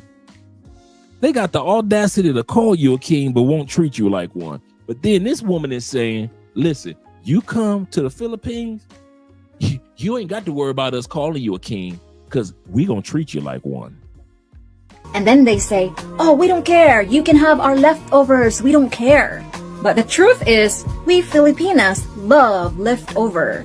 Leftovers are the best. You know why? They can at least compare us that, whoa, you guys are way better than my ex or my ex-wife per se. So guys, especially to the future kings of the Philippines. It was last summer. I was having an internship in New York City and we work at the same company. Is this the first black guy you dated? Yes, sir. Yes, it's the first man ever that I dated. Wow. How did your friends react? I mean, I'm gonna say they're surprised. Shout out to International Pride. Similar to like the comment section, but less racist and less loud. They say you made for a black man. Black men like you a lot? Yeah, black men like me a lot. They three person want to ask me to marry, but I Marry think is for a crazy. long time, you know, like They want to see your outfit of the day. why? They just want to see. Look, staring. You know what I'm saying? Type shit. Oh no. Yeah. Y'all thought I was capping, bro. How are you, black guy on the fourth row? Where are you from? I'm from Los Angeles. Los Angeles. Yeah. Is that your girlfriend? That's my wife. Oh, your wife. Yeah. How are you? What's your name, sweetheart? So how long have you been together? Like married a couple months.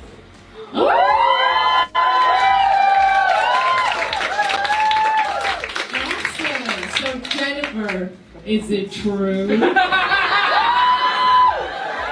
he's from Los Angeles?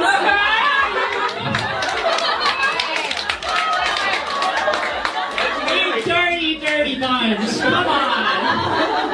I'm gonna tell you what my homeboy said why he date white women. They don't talk back. They don't try. He was a musician, right? Mm-hmm. He was like, man, I come in late. No, I come in 3 or 4 o'clock in the morning. She don't question. She don't say nothing. And so that's why he tried to date a black girl. He married her, and they got divorced. He went right back to white women.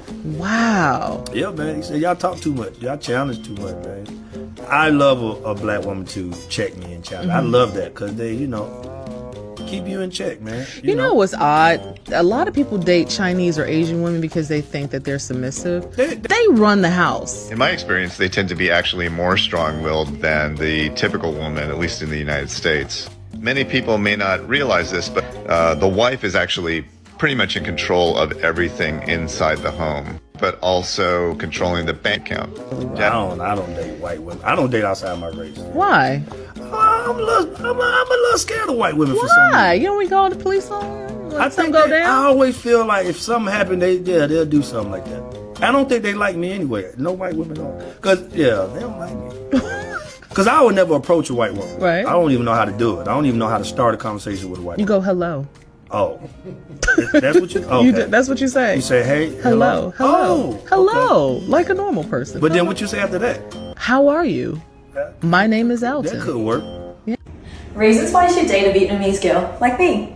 We love to keep the house clean and tidy so that you don't have to. I'll always make sure you're looked after whenever you're sick. I'll always make sure your stomach is full and you're empty.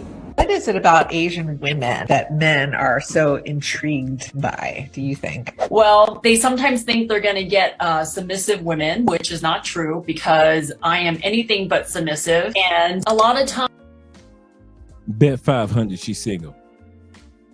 Bet 500 she's in the States. Bet 500 she ain't got no man. Bet 500 she got a girlfriend. I'm far from submissive. Well, we ain't talking about you. You could take them gray hairs and go on back somewhere. You go on back somewhere with them gray hairs. You can order the book on Amazon. If you're not at the Black Manosphere Conclave, you can always order the books anywhere it's possible. 44 Laws of Travel.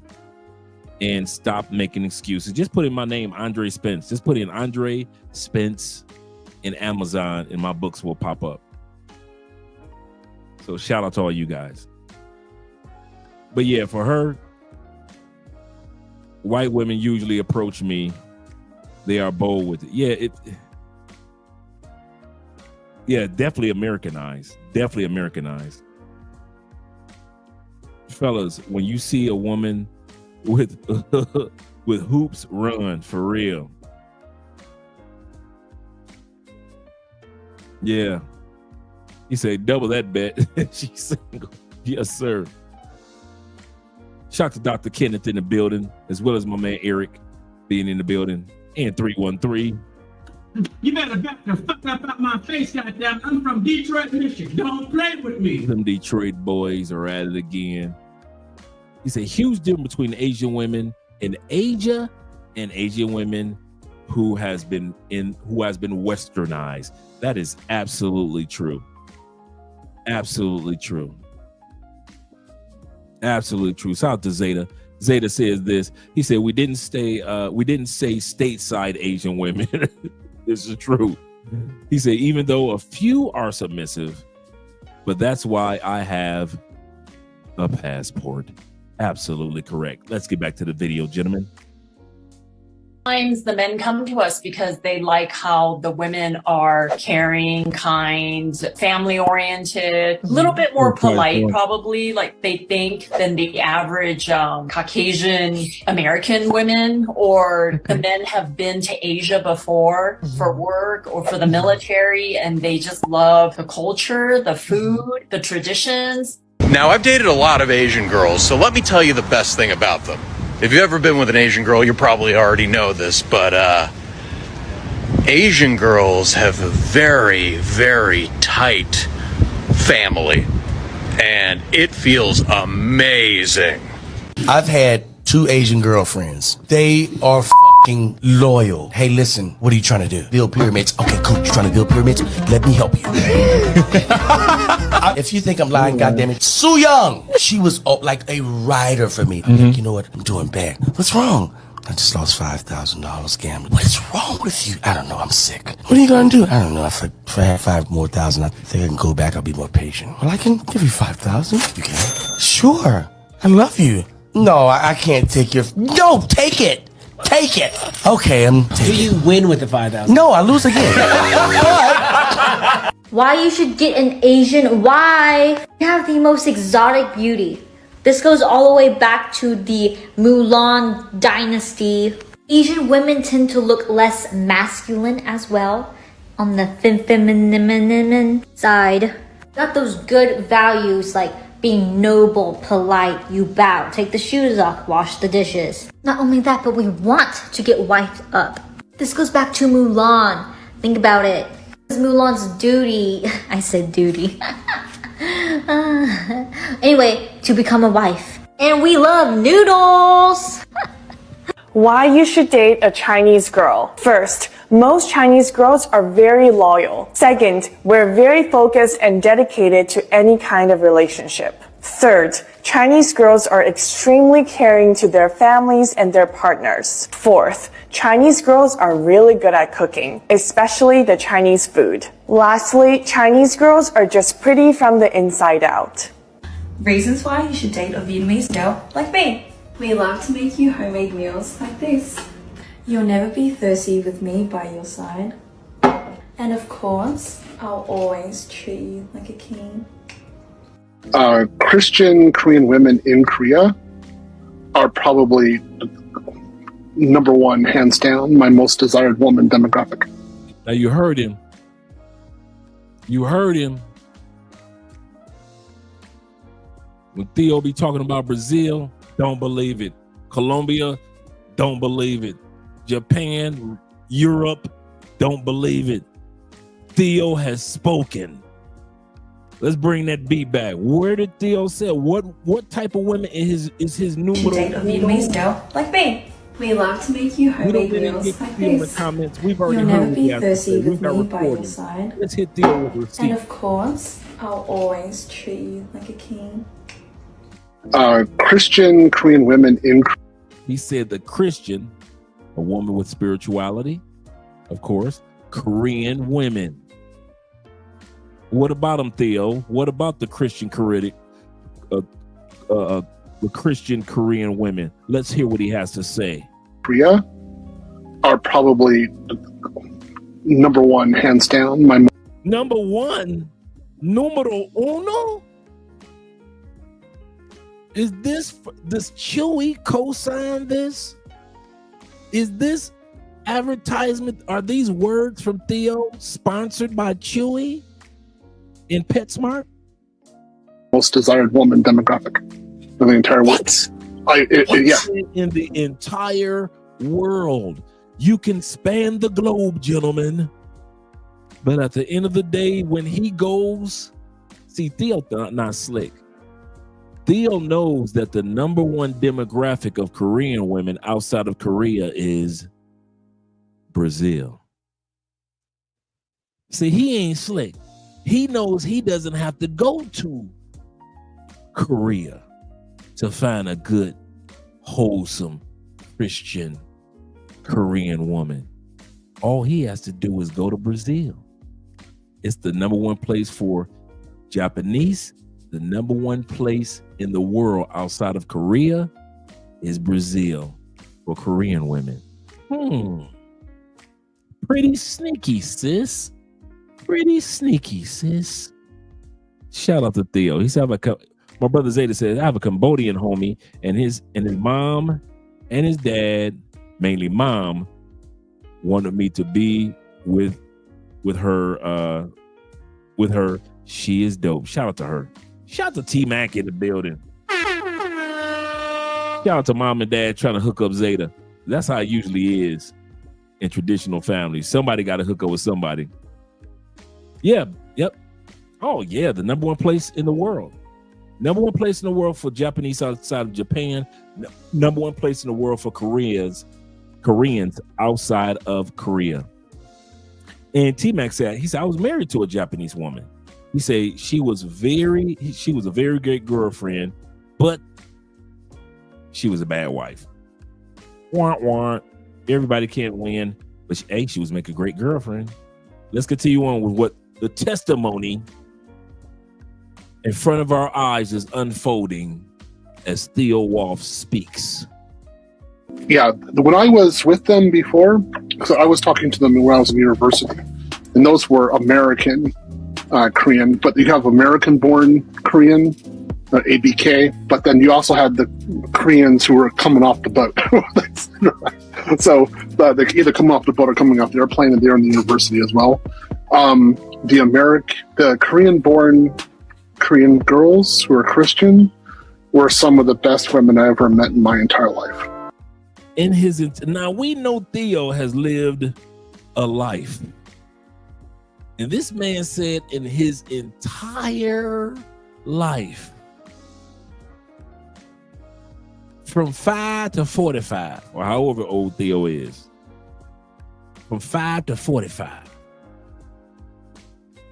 Theo says some of the best women that he has surveyed on this thing we call a planet are the Korean Christian women.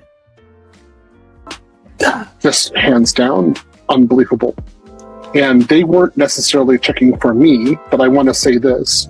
They weren't checking for barely anybody inside the church. So I went to a Korean church.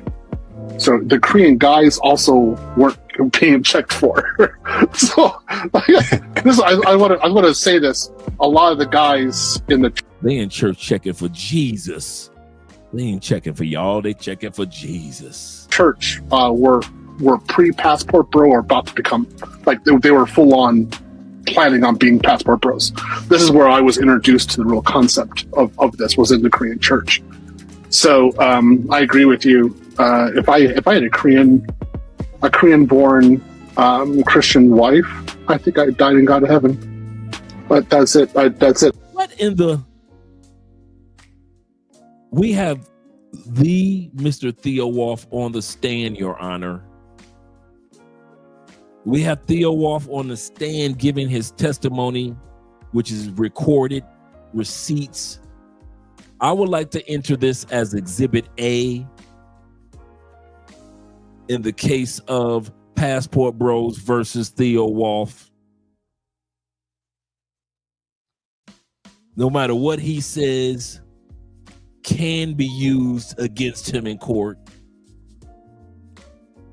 Mr. Wolff has testified that the best women that he has ever met, come across, are some of the best are the Korean Christian women. Life changers.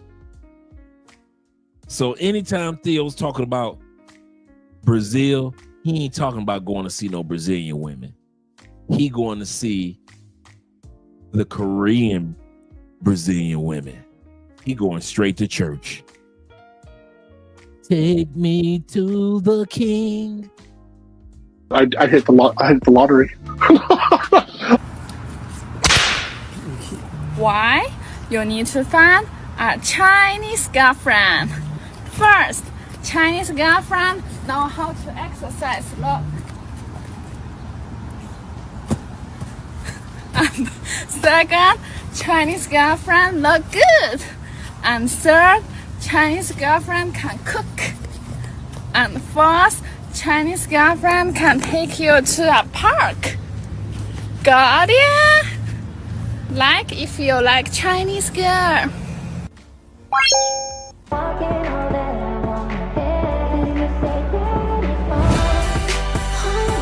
Babe, since we're together, can I have your bank card?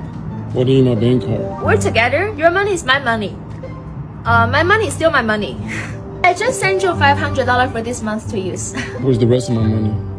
I keep them for us. Huh? Oh, hey, honey, you just got a new computer?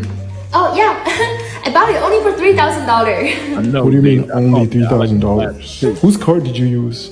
Oh, yours? Of course. Are you serious? Yeah. Hey, cutie, can you cook us some fried rice tonight? Oh sure. Hello? Oh yeah. So can you please come here, cook some fried rice tonight? What kind of fried rice do you want? Shrimp fried rice. Okay, yeah. So shrimp fried rice. Who are you calling? Okay, thank you. See you later. Oh, it's a maid I hired. How did you pay though? Your card? I'm Black American, married to Filipina.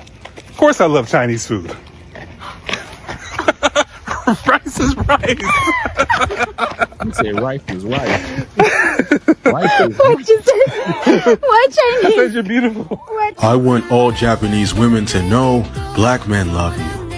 To us, your skin shines like beautiful white light from the stars. Your eyes shine like two beautiful glowing diamonds. We don't want you to be afraid when you're around us. We don't want you to be nervous. We think Japanese culture is very cool. We think Japanese culture is very respectable. You guys are awesome. We love you. Yes, sir. Interracial couples, well, specifically black men and Asian women couples. I need y'all to answer a question for me.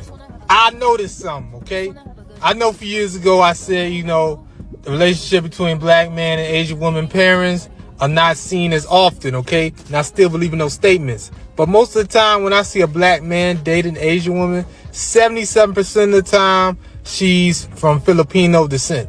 Y'all know I'm observational. I just want to know why.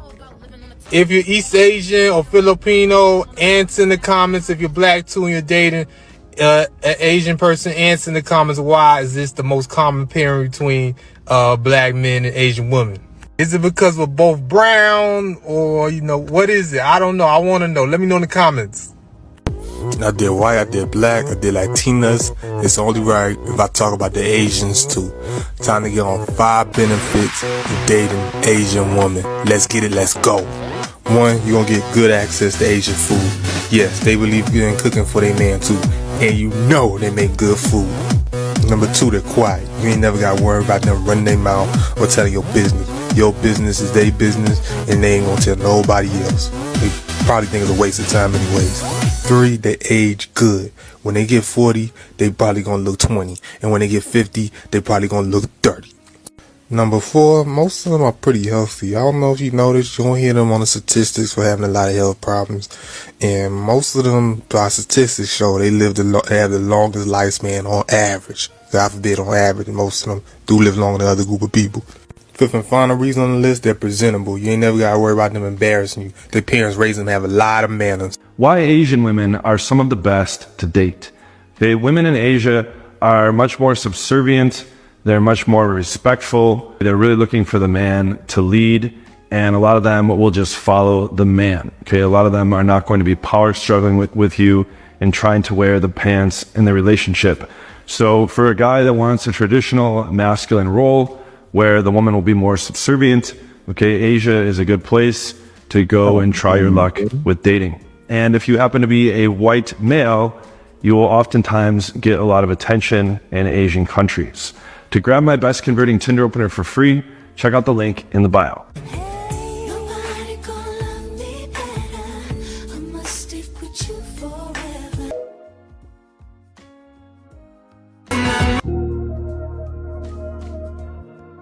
I know what you will be doing in here. You want me to stay till the morning? See? Beautiful. Soy mạc. See? Soy mạc. See? Look at that. You see what she did? Beautiful. I love you, black man. I love you, black man. I love you, black man. I love you, black man. I love you, black man. I love you, black man. I love you, black man. I love you, black man. I love you, black man. Nice. Eat your egg, yeah? Babe, you want some boiled egg too? Oh, yeah, sure. What Yeah, come. Oh, what do we have here? Have some. Oh, Kimmy looking nice. What the heck? Oh. Oh my God. What happened? 기회가 된다면 흑인 남자랑 사귀고 싶은 마음 있으신가요? 제 스타일이면 사귀고 싶어요. 외국 사람들도 많이 좋아해가지고 좀 세잖아요, 이목구비가. 그러다 보니까 많이 끌리더라고요. 한국인들 특징보다도 세고 뭔가 더 멋있어요. 제가 흔하게 볼 수 없는 얼굴이니까. What attracts you to black men the most? Sex appeal, like for example, their eyes and nose. Their eyes and nose. Like I like the most. In the past year, I have boyfriend, black man. So which is Oh, you before dated with a black guy. Yes. He is so very tall, moreno, something like moreno. Yeah. And a long nose and beautiful eyes. So I attract the most in that area. Would you consider dating a black man? Yes, I consider because I love black men. And I love being with them because they are so very friendly, approachable, and also good personality. So black men, love yourself and do a good thing in the Philippines or in the other country. Thank you. Mama scared about society? Who the fuck is society? Why would you even fucking care? At the end of the day, make sure you got her back. Mm-hmm. We met a guy like that. We'll just call the guy T and the girl M. Yeah. Yeah. He's controlling her 1,000%. Got her in the house by 8 o'clock every night like she got bedtime. Yeah. She was so pretty. Like she got this anime body. Super petite. Super nice. She's throwing a fit because I can just wear whatever I want and she can't because her boyfriend is controlling her what she wear. But she was gorgeous. Let's talk about that for a minute. Some of us date women in other countries that are very attractive. Brazilian, Colombian, tall, gorgeous European women, beautiful, petite women in other countries. I'm going to say this, and I kind of like noticed this over the years with just men in general. If how your woman dresses, and we know that how a woman dresses sometimes is quite often a reflection of their personality. If how your woman dresses throws you off, do have that conversation with her, yeah. But having a conversation and controlling are two different things. Some of you dudes, well, most of us men, we want somebody attractive. But some of us can't handle being with somebody attractive.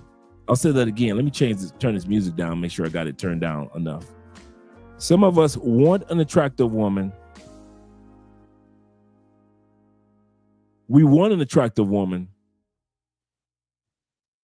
but we can't handle an attractive woman. Some of us are so used to dealing with big girls, big girls, big girls, big girls, that when you use your passport and you go to another country and it ain't big girls and everybody's attractive, you ain't used to that. I'm here to tell you, in the words of TLC, don't go chasing waterfalls. I'm serious, guys. Every guy wants a very attractive woman. Every guy wants a very attractive woman.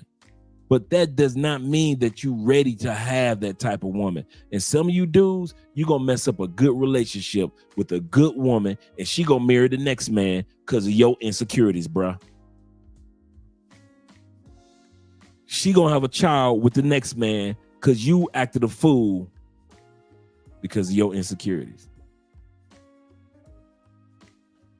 You want to get the chick that wear the long boots like Lil Mama, but you ain't ready for that. You need to go ahead and get you an Asian chick in a sundress. Go on, get you a sundress chick, bruh. Go on, get you a chick that wear a regular pair of jeans, because you ain't ready for a woman that dresses with a little bit of sex appeal. That ain't you. You ain't wired for that. And ain't nothing wrong with it. But go and get you a sundress chick. She only wears sundresses, and we love sundresses. Most men love sundresses, but I'm talking about you need you a Little House on the Prairie Asian girl. You need you a Laura Ingalls Asian chick.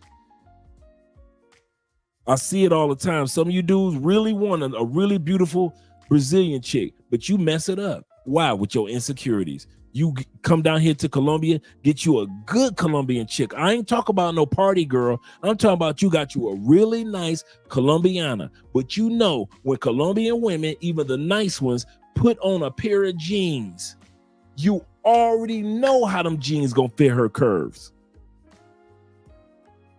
That's what attracted you to her.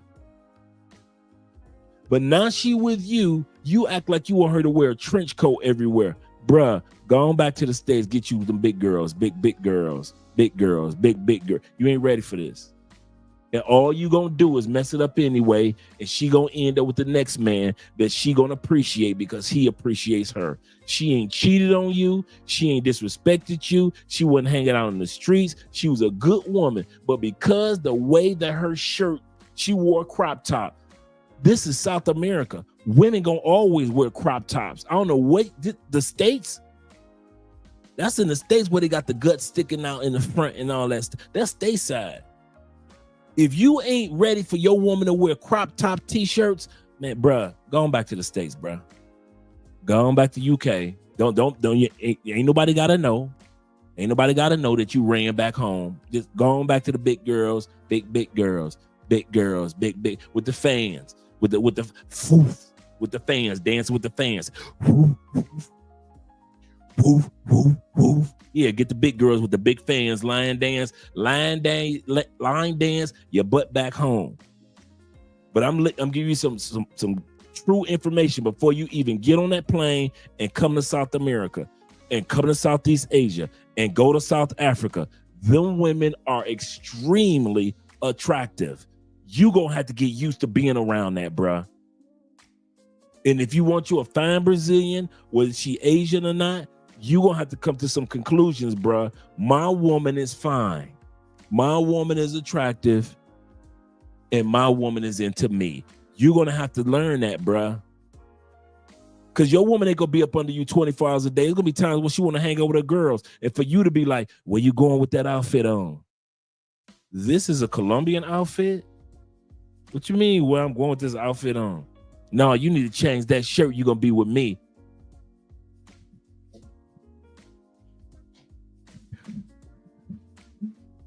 There's a beautiful Colombiana down here that's been on our show several times. Beautiful. Making her money. Lives in Medellin. If you know who I'm talking about, you know.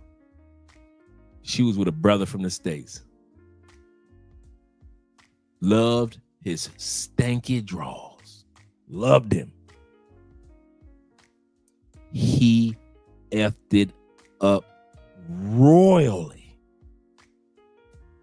because he was insecure. Now you see her all over TikTok making her money, doing her thing. She's traveling the world. She stays in the gym. She does all the things that she wants to do with him. She's doing it by herself and all her girlfriends.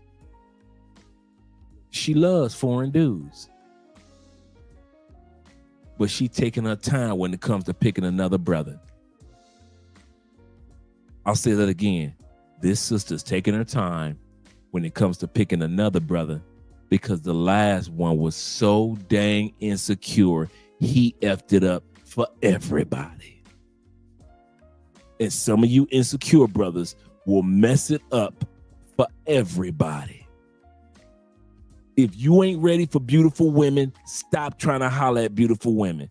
Your money ain't gonna help you get over your insecurities. I'm gonna say this one more time. You can give her all our outfits, all the dresses, all the money. Guess what? Money will never keep you from being insecure, because she gonna take that money, get an outfit, come back home, look at me, babe. Do I look attractive? And your insecurity gonna say, you looking too attractive. You looking too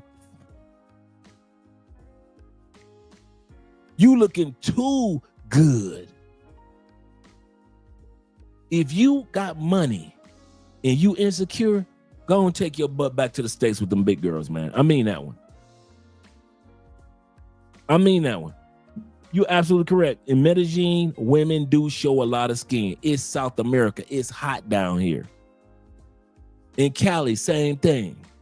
If you ain't used to seeing your wife's stomach or your girlfriend's stomach with a crop top, at least twice a week, you ain't in South America, bruh. It's hot down here, bruh. Same thing in Asia. It's hot. Ain't nobody gonna be wearing no dang trench coats and long dresses because you insecure.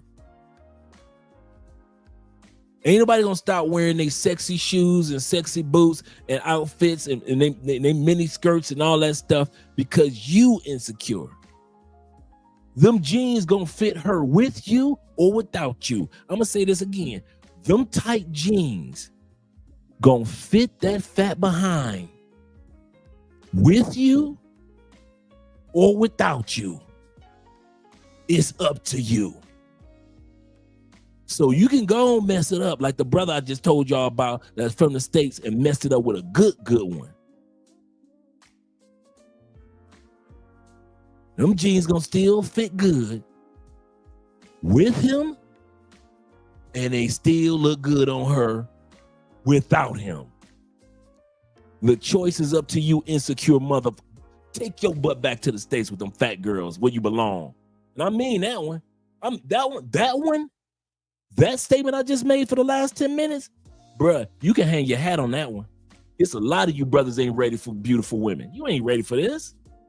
You ready for pay for play? Yes, you can pay and she got to go. You ready for that? Party girls, you can do that all day long because you ain't got to keep them. You can trade them like baseball cards. Scammer chicks, you don't even want to be around them anyways because they scammer chicks. I'm talking about real good women, real good Asian women that got your back, but she is sexy than a mother. You ain't ready for that. You ain't built for that. You ain't built for no sexy Asian chicks that got your back, that's trying to introduce you to family and friends. You ain't built for that. You built for them big heifers back home. So let's stop lying to yourself. No matter how much money you got, no matter how much y'all come down here, pay for play, brothels, strip clubs, and all that, that don't mean nothing if you're going to be with the real everyday woman in these other countries and she is gorgeous and she stays in the gym. If you ain't ready for that, bruh, don't pretend. Because I'm telling you, the reason why I'm saying this with emphasis, bruh, all you gonna do is F it up for yourself, and the next man is going to appreciate her, and you gonna be mad. You gonna be, dude, it's so many dudes that be, if y'all knew how many brothers come down here to Colombia from the States, mess it up with a good woman, and another brother come down here from the States and build a relationship with her, and you dudes be stalking her Facebook page, her Instagram, waiting for the new dude to leave her, and they end up getting married and having a kid or two, or they end up in a long relationship and they travel in different places. Y'all do that to Asian women. Y'all mess it up with a sexy, gorgeous Asian woman as it was on your team. She loved her some you. You effed it up with your insecurities. You got back on the plane. The next brother got off the plane and she gave him a chance. And he was used to being around beautiful women. And he treated her with respect as she respected him. And they did all type of stuff. Now they're in a solidified relationship. And here you go all on the phone looking at her Facebook page and Instagram and X. Baby, come back. I was such a fool. You see, I was wrong. And I just can't live without you. Baby, come back. Here you go scrolling. You can blame it all on me. No, bruh, it's too late. I'm serious, guys. I have not said this before. If you are not ready for beautiful women, keep your butt in the States or just be a pay-for-play. Be a sex pad. Be a weekend warrior. Be a brothel boy. Be a dude that deal with party chicks and scammers. Be them dudes. Pretend like you were women.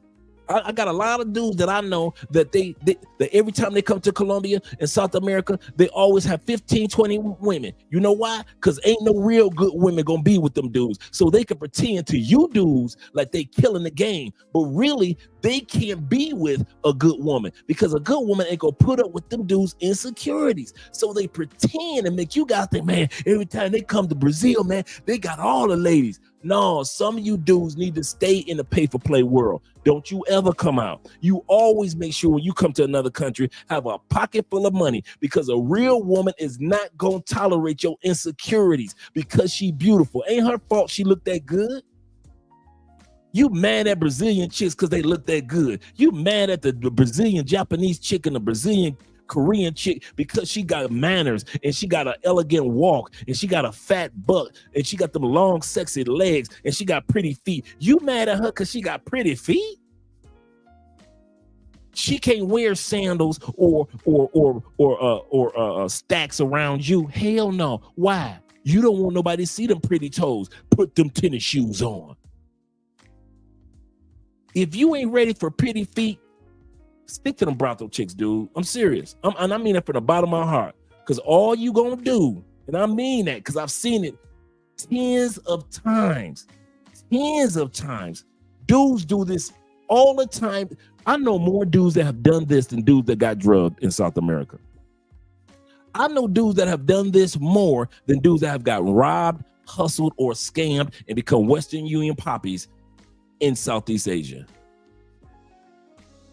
These dudes will F up a relationship with a sexy chick that's into them, that's really into you.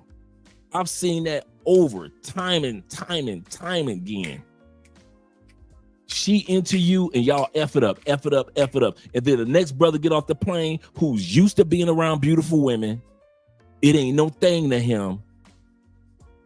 And he realized, oh, she looking sexy. Well, let me go and keep my butt in the gym, keep my sexy going. Let me go throw a sports jacket on tonight. We looking good like that. We looking sexy like. Let me get my outfits together. Let me get a button down shirt this go round. She thinks she gonna out sexy me.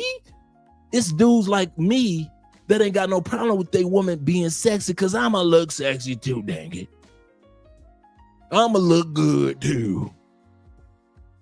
But some of y'all brothers, y'all F it up. Y'all don't think like that. Y'all think she got to tone down her sexiness. Now she's with you.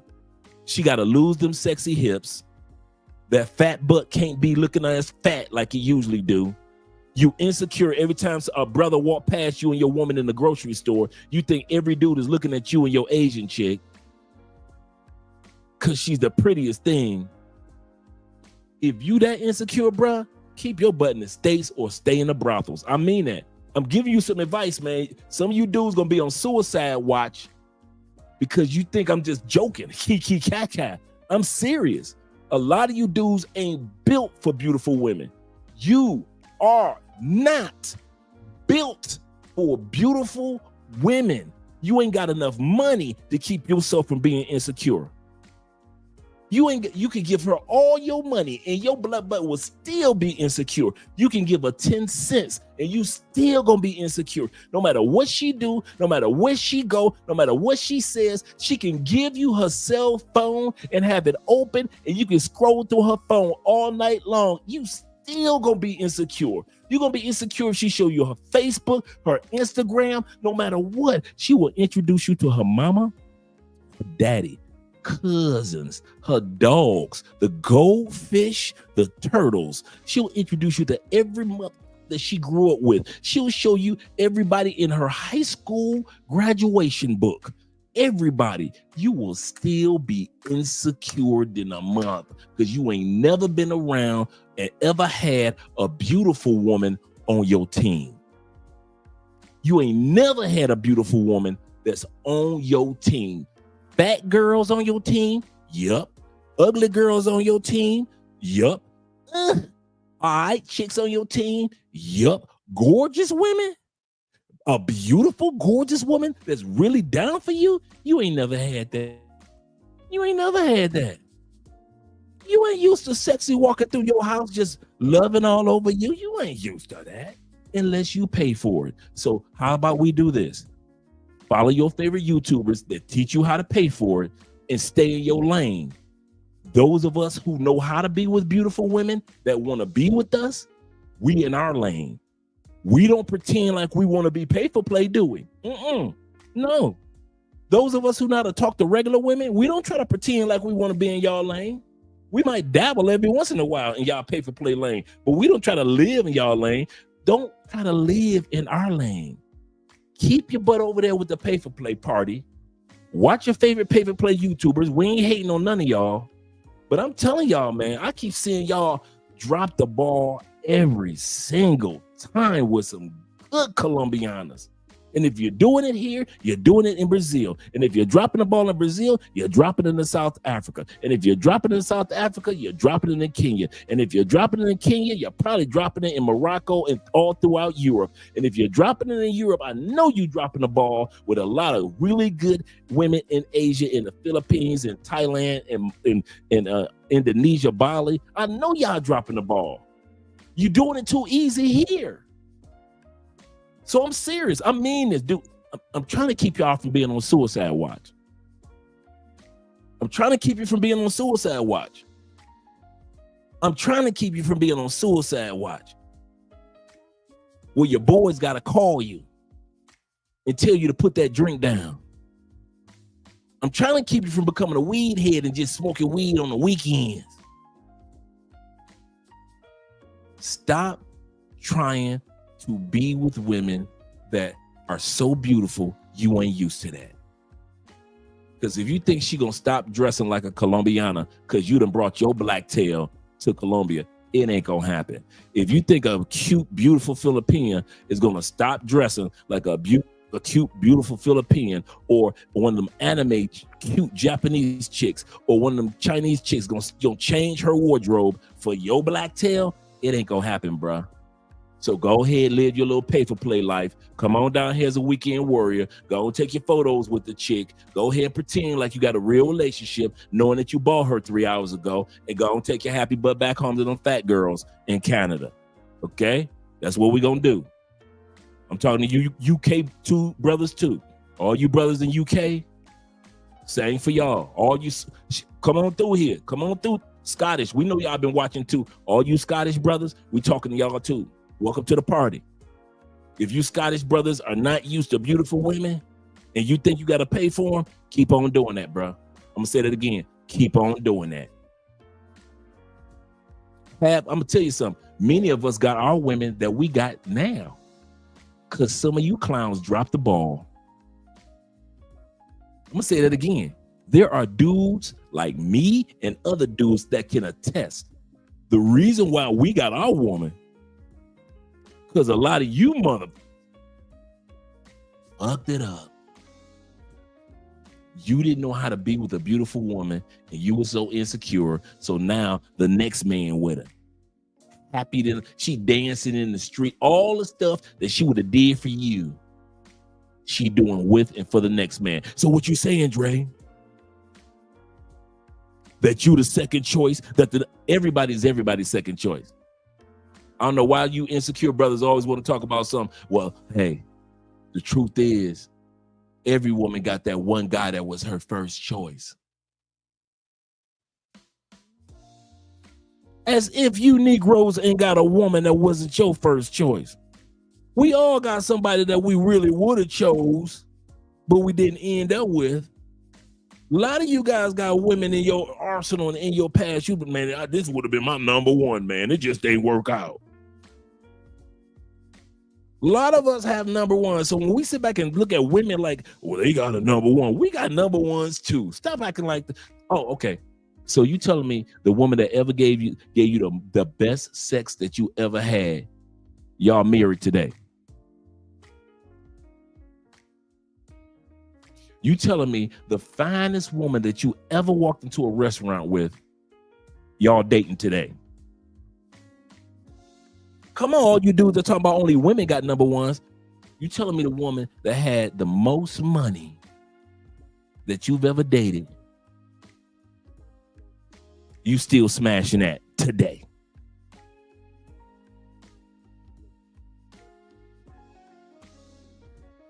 So if you ain't with your number ones of all time, why you give a damn if a woman cares?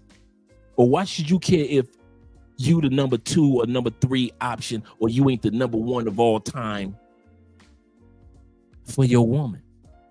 I don't care if I'm Andre's number one. My job is to be number last, okay? You ready? My job is never to be Andre's number one. I ain't never wanted to be number one. I ain't never wanted to be like, yeah, if I was with this dude, I wouldn't be with Andre. I don't care nothing about that. My job is to be the grand finale. My job is to be like Jay-Z. I'm the last one coming out on stage. I'm the last one in the concert. I'm the last one. I'm the one they came to see. I don't care nothing about no, well, is that one dude that Andre will always have a heart for? Don't matter who came out on stage prior to Andre. When I come out on stage, man, I'm doing splits like Prince, Michael Jackson. I'm spinning around in a circle like I'm a James Brown. Man, my job is to be the grand finale. That's my job. My job was to come to be the grand. Some of you dudes too busy worrying about what the last man did. My job to be what the last man is. I don't care what the last man did. I am the last man. That last man can leave. He gone. He's in the archives. I'm the big dog, big nuts. And so are you. It's your job to be the grand finale. Don't be giving a damn about what a woman thinking of mine. Yeah. The best sex I ever had, he wasn't that good. The dude with the most money, he ain't had that much money. The dude that was the most funniest, he must not have been that funny. If he was the best money and the best sex and the funniest money, why you ain't marry him? How did I end up being the grand finale? Because that's who I am. And some of you dudes are like me. You got enough confidence to know any chick get with you, she getting with the grand finale. You got the choice to make who gonna be the one. See, I'm serious. It's dudes like me that don't give a damn about who a woman been with. We treat every woman like she's a virgin when she get with me. I'm the grand finale. I'm the last one on stage. And until you guys get to that point and love yourself and appreciate yourself and realize that you the grand finale, even if you don't choose her as your grand finale, you still her damn grand finale. I'm the dude that you gonna miss once everything is gone. I'm the one where the confetti come down on stage for the Super Bowl. I'm the one when the Super Bowl is, I'm on that stage and the confetti, I'm the one with the confetti, not the dude that ran for 3,000 yards. If he didn't win the Super Bowl, too bad for his 3,000 yards. I'm the one on the Super Bowl stage with the confetti. And one of the reasons a lot of us end up on stage with the confetti, because a lot of you brothers are insecure about being with beautiful women. And I mean that one. Get past that or take your butt back over there with the brothel boys. You can't be both. You can't be insecure about having a beautiful Asian woman and then think you're going to be a brothel boy. You might as well take your insecure butt right back over there, be a brothel boy for the rest of your life with the rest of them. Go ahead, go to Cartagena, go to the clock tower, get you a woman in the middle of the night, get you 2 of them. Go ahead, enjoy yourself. We ain't hating. We are not hating. But I'm giving you a warning. I've seen dudes come down here, meet some gorgeous, beautiful women that are on your team that will not hurt a fly, and y'all F it up. And then, and how you effed it up, not that you cheated, not that you was cheap, not that you was hating on her culture. How'd you F it up? Being insecure. I'm gonna say that again. You didn't cheat on her. You didn't F it up because you cheated. She wasn't mad about that. Wasn't like you was cheap. You weren't cheap. Not like you was just going around and just disrespecting her. You were not disrespectful. Neither was she. What was it that messed up your relationship with that gorgeous Brazilian chick? That gorgeous chick when you was in Thailand? What was it that messed it up? Your black tail was so insecure, you worked her last nerve. And she said, I'm done with this insecure MF from the United States, Canada, or UK. If y'all don't get, do not become the countries with gorgeous women and think you ain't gonna end up with a gorgeous woman. That's the stupidest thing. Let me go down to countries with gorgeous women and then be mad when you end up with a gorgeous woman and you're insecure. That's the stupidest thing. Keep your butt in the States with them big fan chicks. Line dancing and fans. You woof. Fans just be a shaking and the weave just be a moving.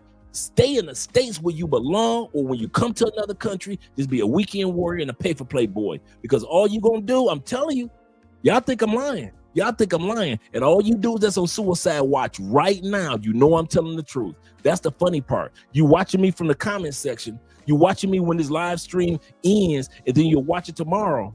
But you know I'm telling the truth. Some of you dudes on suicide watch right now because you know you messed up a good thing in Brazil and you know you ain't gonna never get it back. And you noticing as you looking at her TikTok page and you like, dang, she with the new dude. Man, he ain't even tall like me. He don't even look like, oh no, he don't look as chocolatey as I do. How the hell they both smiling? She wasn't smiling like that when she, this is a mo. It all happened because you was insecure. She didn't cheat on you. You didn't cheat on her, but you were insecure about her. And you wanted her to not be South American, or you didn't want her to be Southeast Asian. You want her to be a puppet or a toy to dictate what she wore. So go ahead. Go ahead. Come on down here to South America with your passport and your insecurities. Watch what happens. I'm gonna say that again. Come on down to Southeast Asia with your passport and your insecurities. Go ahead and shoot on down to Southern Europe, in Spain, Portugal, Germany, Italy. Go and get you one of them fine Italian chicks with your insecurities. See what happened. You think I'm lying? You think I'm just jokes and Andre just talking? Okay. Cameras off. I see y'all do it all the time. When these cameras and light go off, I'll literally watch y'all F up some good women because your black tail was insecure. So think I'm joking. Bring your insecure butt down here. I dare you. I'll put 500 on it. I dare you bring your butt down here. And what's going to happen? You're going to owe me $500. And I don't need $500 with your tears all over it. Man, I can't believe I messed it up. Man, forget her. She ain't ish, man. These Colombian women, blah, blah, blah, blah, blah. All them little tears that you be crying, ain't nobody trying to hear. Just give me my 500. Because you too insecure. You are not ready for beautiful women that are physically beautiful and beautiful on the inside. You're used to women that are not attractive on the outside and not attractive on the inside. Go back to where you belong. to where women are not beautiful on the inside, even if sometimes they're beautiful on the outside. Go back to where you belong, where women pretend that they like you, and then you got 80% of the divorces that are filed by the women that pretend that they loved you. Go back to where you belong. Don't be coming to these countries talking about you ready for a beautiful woman and you insecure than a money. Let's get back to the video. Y'all think I'm playing. Y'all think I'm full of jokes. Kiki cat cat. Okay, I see it all the time. All the time. Y'all be effing. I'm talking about some good ones y'all be messing up that I personally know. I'm not talking about something I be seeing from afar. I personally seen y'all destroy relationships with some good women. And then when the next man come and he build a good relationship with that woman, now here you go on suicide watch. Now you want to text her. Y'all some dirty mother, I swear. Now you want to text her talking about something, hey, big head. You got artillery right here, and you got your phone right here talking about, hey, big head, I miss you. I know I messed up our love. You sit up here quoting LL in your phone when I'm alone in my room saying, sometimes I stare at the wall, saying, and in the back of my mind, I hear my conscience call, send. I need love. Send. You effed it up.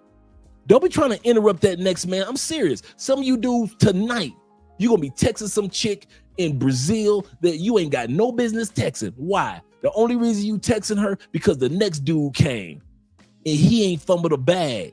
You did. So now you trying to mess up his thing by texting her. And so he can sit back and say, who's that nigga texting you at 1 o'clock in the morning? Blah, blah, blah, blah, blah. You know what you be doing? You a hater. You went from being an insecure dude, messing up everything with your insecurities, and now you want to be a hater, texting that woman at 1 o'clock in the morning, knowing what her man might think. You want the next man to be insecure like you. It don't work with every man. It don't work with every man. You mad because she deleted your number. You mad that when you call, she say, who is this? Because you know you ain't talked to her in a couple months and your voice has changed.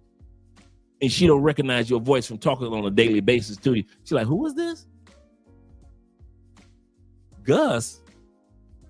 Oh, hey, Gus, how you doing? No, I'm sitting over here. We having lunch. Yeah, me and my man having lunch. Hit me back later. And now you hurt because she done hung up on you. Because you want the next man to be insecure like you. You a hater now. Oh, man, y'all do it wrong. Y'all do it bass-ackwards. And then you want to feel insecure or mad at the next man because he picked up the bag that you dropped and he moving with it.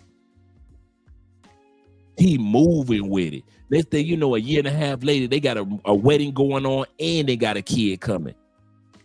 Because you effed it up, Mr. Number One. You number one. You was her number one, but you weren't her final one. You caught that? Your ego and your insecurities told you because you were number one, you were special. She treated you like you were number one. But life taught you your black tail ain't the only one, didn't it? Didn't life teach you that? Yes, it did. Life taught you just because you her number one, you ain't the only one. Because the next man got off the plane and cleaned up your mess and living the life of Shangri-La and living the life with her that you could have lived if your black tail wouldn't have been insecure about having a sexy woman. Freaking idiot. There's a village looking for you right now. Idiot. And I see y'all do it all the time. It's not like it's sometime, all the time. Your insecurities, man. Your insecurities, boy. He said they playing "Cause I Love You" by Lenny Williams, right? Cause I love you. When I go to sleep at night, I cried. Oh. And I cried until the television went off. I love you. Yeah, that's y'all. That's you, dude. Oh, y'all think we joking? Okay. Wait till these lights go out and y'all fly down here and see how insecure you are. If you ain't been to Brazil yet, go on fly down to Brazil. And you get one of the women, and all them insecurities that you thought you didn't have, get the conjuring up. And you think you can have them insecurities by throwing money at her, and you still insecure with you get more insecure because she buying more sexy outfits with the money you throwing her. You thinking that the money helping, and it ain't, because she going and buying nice. Look at me, baby. Do I look cute today? I want to go out to dinner with you. We could go out to dinner. I look so cute for my man. And she feeling like she looking good for her man. And here you go looking at her like,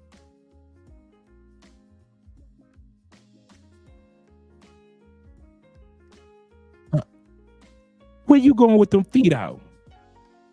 We going out to dinner, babe. I got a nice restaurant that's got a great view for us. I made reservations, and she feeling so happy and feeling so good that she with you, and your black tail so busy worried about what she got on and feeling insecure. And this is South America. She is literally dressed like all South American women dress, and you just ain't used to that because you used to big girls that gotta wear girdles. That's what you used to. So stay in the States or stay in the brothels, because all you gonna do, you gonna make the next man shine. The next man ain't even got to put in much work. You gonna make him shine so good with your insecurity. All the next man got to do is not be insecure, and she gonna love him. I'm gonna say this again. Some of y'all dudes don't realize the reason why some of us can come, like, you know how when your little sister would play jacks and then they do the fivesies, and then the girls will throw the ball, then they'll throw the jacks back down there. And it's time for sixes. They throw the ball up in the air and they catch all six, and then they catch the ball playing jacks. Some of y'all don't realize many of us dudes didn't gotta put in that much work with the sexy Colombianas. All we gotta do is not act like you. Let me sip my drink while y'all let that sink in. Some of y'all don't realize some of us got our women not because we were the first American they dated or the first foreigner. I ain't the first foreigner that Andrea dated. I'm the first foreigner that didn't hit up with insecurities. Some of y'all women, they ain't the first foreigner that you ain't. The dude that she's with is not the first foreigner. The dude that she's married to today is the first foreigner that didn't get up. Some of y'all so insecure, you wonder why that fine Japanese chick is with that brother from Nigeria. How'd that Nigerian dude get that Japanese chick? He wasn't the first Nigerian dude she was with. He was the first one not to get up. With insecurities, not effing up with cheating, not effing up with being cheap, not effing up with violence or disrespect. You didn't do none of that. You just was insecure and you effed it up. And some of us brothers, as long as we win the ball game, just because you guys forfeited. You forfeited. You could have won the Super Bowl, but you forfeited with insecurities. With insecurities. And now you got to go back to the States, to the big girls, big girl with the fans and line dancing. Because you effed it up with only one thing. You were too insecure to be with a Brazilian Korean chick. Go on, get back to them regular chicks where you belong. Shout out to Ronan. Shout out to Ronan. Ronan know what I'm talking about. We know what it's like to be with attractive women. We don't be saying, one thing about dudes like me and Ronan, we and many of you other dudes, we do not tell our woman to tone down their beauty. Oh, don't dress like you from the Philippines, babe. Well, I'm Filipino. I know, but you don't have to dress like that. It's hot as hell. I know, but you put this coat on. put these big baggy pants on. We don't be doing that. However Colombian women dress, that's how my wife dressed. When they had a long skirt on, then they had a t-shirt tucked into their skirt, and they had a little cute tennis shoes on. That's Colombian women. However your Brazilian girl look, you know Brazilian girls love doing samba. You know by the time she hit the age of 19, she got big thighs and strong calves from samba dances since she was 4 years old. I don't know why you want to go to Brazil and act like Brazilian women ain't got samba dancing legs. And now you mad because her jeans fit oh so well. You don't need to be messing with Brazilians, bro. You ain't ready for them. I'm going to Brazil. No, you ready for Brazil paper play. You ready for Brazil party girls. You ready for Brazilian scammer chicks. You are not built for a regular, everyday, good, love your stanky draws Brazilian chick.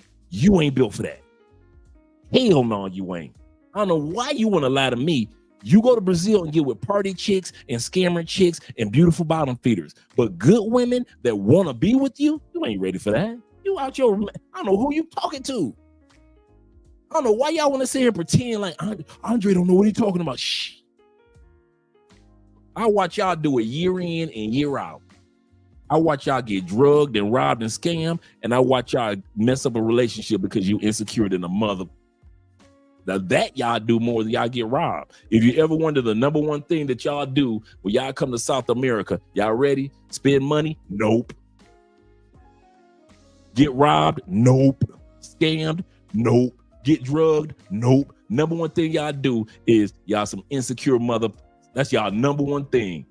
I see more insecure dudes get off that plane than I see anybody else. I see more dudes that get off the plane with money. I see dudes that get off the plane with a decent amount of money. I see dudes that get off the plane that's tall. I see dudes that get off the plane insecure than a mother that's short. I see dudes that are big that are insecure. I see dudes that be in the gym, get off the plane and be the most insecure mother that ever walked. You would think that he ain't lift no weights. He ain't got no chest. I've seen dudes come down here with 6-pack abs and see these Brazilian women and Colombian women and Peruvian women and Venezuelan women and become little boys. That's y'all know. Y'all ever wonder the number one thing that I see y'all do when y'all come down here? You ready? You some insecure mother. That's nothing trumps that.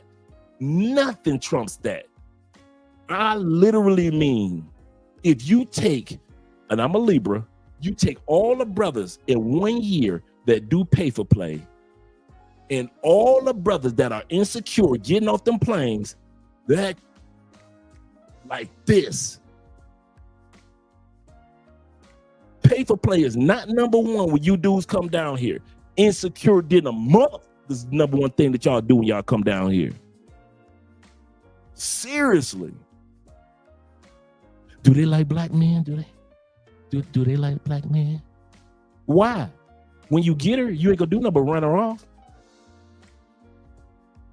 You ain't gonna do nothing but question her. You ain't gonna do nothing but go through her phone.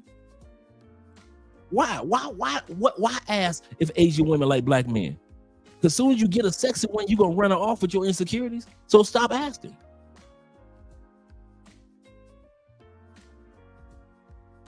Seriously, he said my first Brazilian trip to South. Brazil was my first trip to South America, and it was a cultural shock for me. Y'all wonder why some of us brothers don't introduce y'all to our ladies' friends. Or, man, some of Andrea's friends, y'all will be insecure. Yes. That's why me and Andrea don't even feed off into it. Hey, we need you to hook us up, Andrea. Andrea be like, no, not y'all insecure. As thirsty and insecure as y'all are, you ain't gonna mess my friends up. That's how Andrea be looking at y'all. And I bet you some of the guys in Southeast Asia, their women feel the same way that my woman does. I'm not about to introduce these insecure American, these insecure European men, these insecure Canadian men, insecure UK men. I'm about to introduce, they ain't about to mess my friendship up with my friends. There are women in the Philippines that's like, hell no, I ain't gonna introduce your boys to. Your boys ain't used to beautiful women. They ain't used to beautiful Thai women. They are not used to beautiful chocolate Cambodian women. They are not used to beautiful tall Japanese women or beautiful tall Chinese women or women in Hong Kong. You are not used to the freaky, feeling free Bali women in Indonesia. You are not used to Malaysian women. Stop pretending like you got like 50 Malaysian women that you grew up with in school. You ain't used to that. Stop acting like you grew up with like 19 Brazilian chicks in your high school. The hell you didn't. You ain't ready for this. Y'all be trying to come down here. Y'all think because y'all got a pocket full of money and a passport and a decent haircut and some cologne on, that them insecurities that the women in the States gave you gonna disappear. Negro, please. I be seeing y'all coming down here looking like little ass boys. Little boys. Scared to talk to a woman, scared to dance with a woman, scared to say something to a woman, and then you run safely to your pay for play because you could throw a few dollars out there. It don't matter what language, because money is the universal language. And so you run to the pay for play because you're too insecure. You will look at a woman in the mall and don't say nothing to that girl or say nothing to that woman. You will see her at a restaurant. Remember I told y'all the story way back? I'm in a Andrea is we're on the other side of the city in an area that's surrounded by small restaurants. Andrea had a morning appointment. She has a business to take care of, right? I'm down the street. I said, well, I'm gonna go get some breakfast. I'm down the street. I'm facing the door where people walk in and out while I'm eating breakfast. I see 5 of the baddest chocolate sisters I have seen.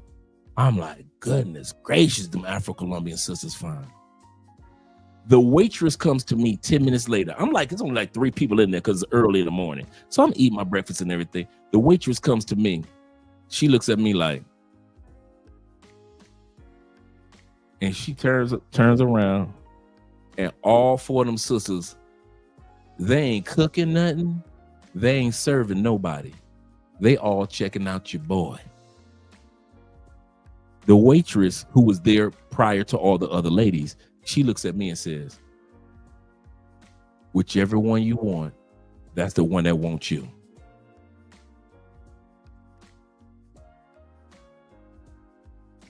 Whichever one you want, that's the one that wants you. I'm talking about regular working chicks. I ain't talking about no pay for play. I'm talking about regular ladies at their job. I look at her, smile, and I explain to her I'm married. Just waiting for my wife down the street. Thank you very much. Can I get some? Can I get some more eggs? And that was it. Them sisters still kept staring. Some of you brothers, that's all gonna ever happen to you. Sisters gonna stare, but you too insecure to say anything. Or when a waitress walks over to you and you single and you ain't got no woman and she telling you you can have any one of these women phone numbers, you ain't gonna take no phone number because you ain't used to beauty and you think that you're not good enough as a man or attractive enough as a man or tall enough as a man or got enough money enough as a man or funny enough as a man or fit enough as a man that a woman with that type of beauty will want to be with you for long term. And I'm here to tell you, this is South America, Southeast Asia, South Africa, Southern Europe. There are women that like you because of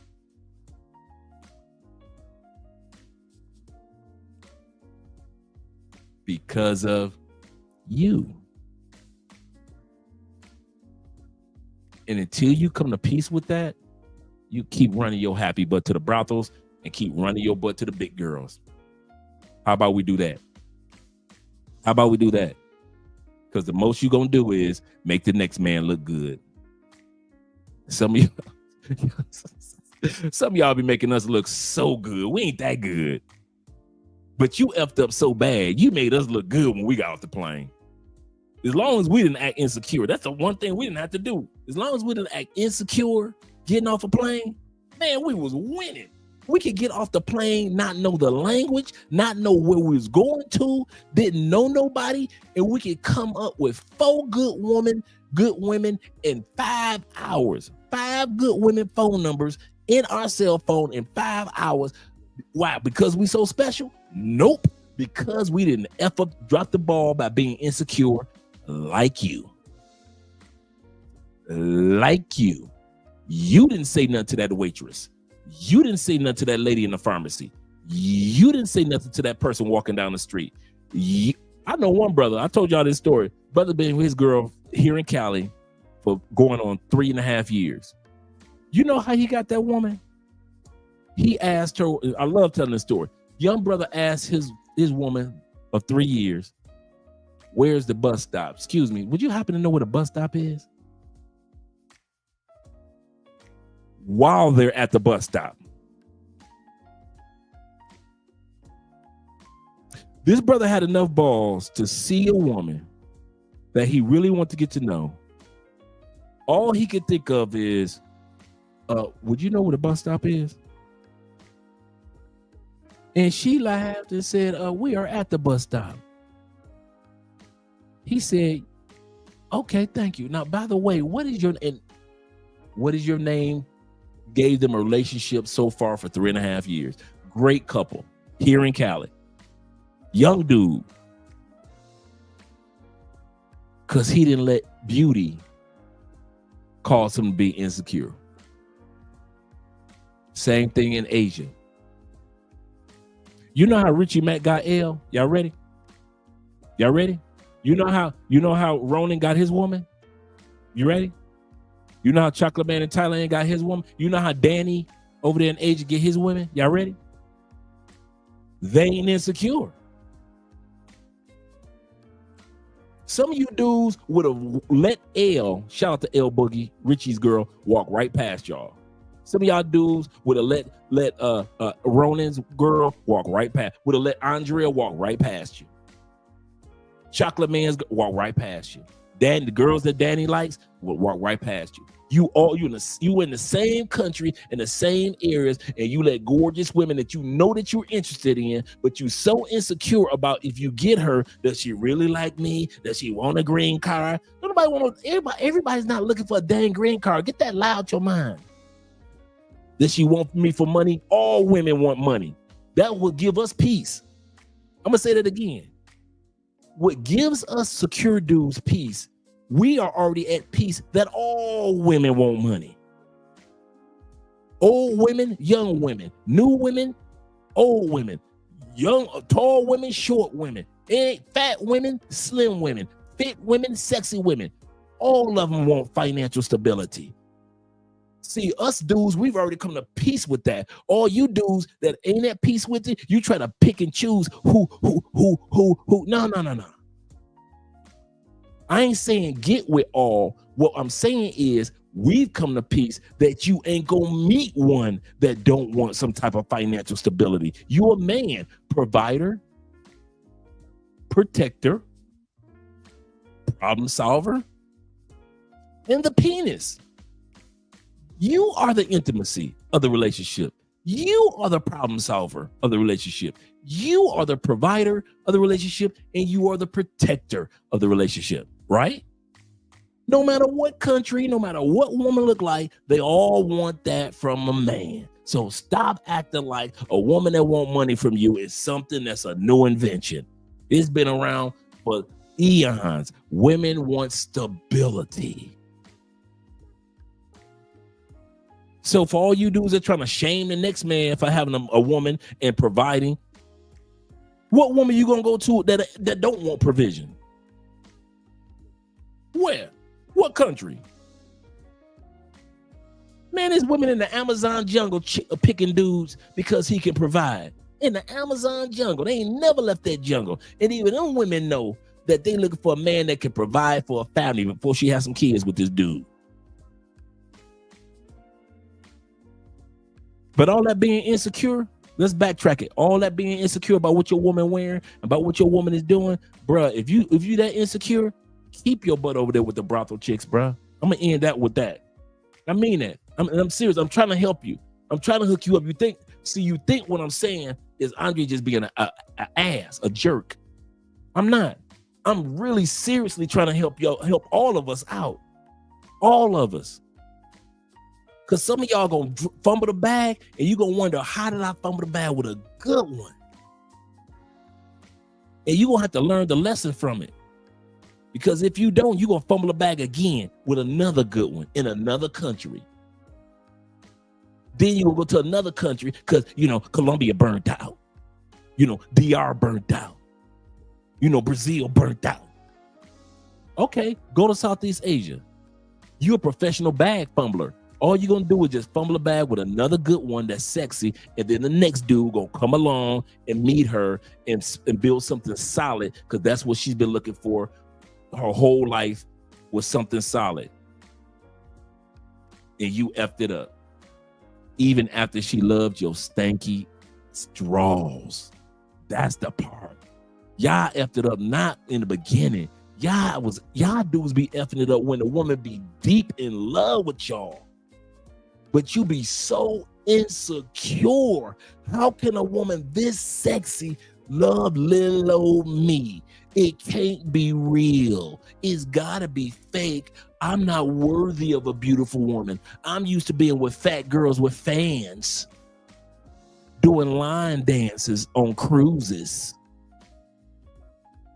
See, I'm used to fat girl love. I'm not used to sexy fantasy girls being in love with me for me and thinking that I'm a good dude and thinking I can actually be a provider, a problem solver, the penis as well as a protector. I'm not used to sexy women looking at me as a protector and a problem solver.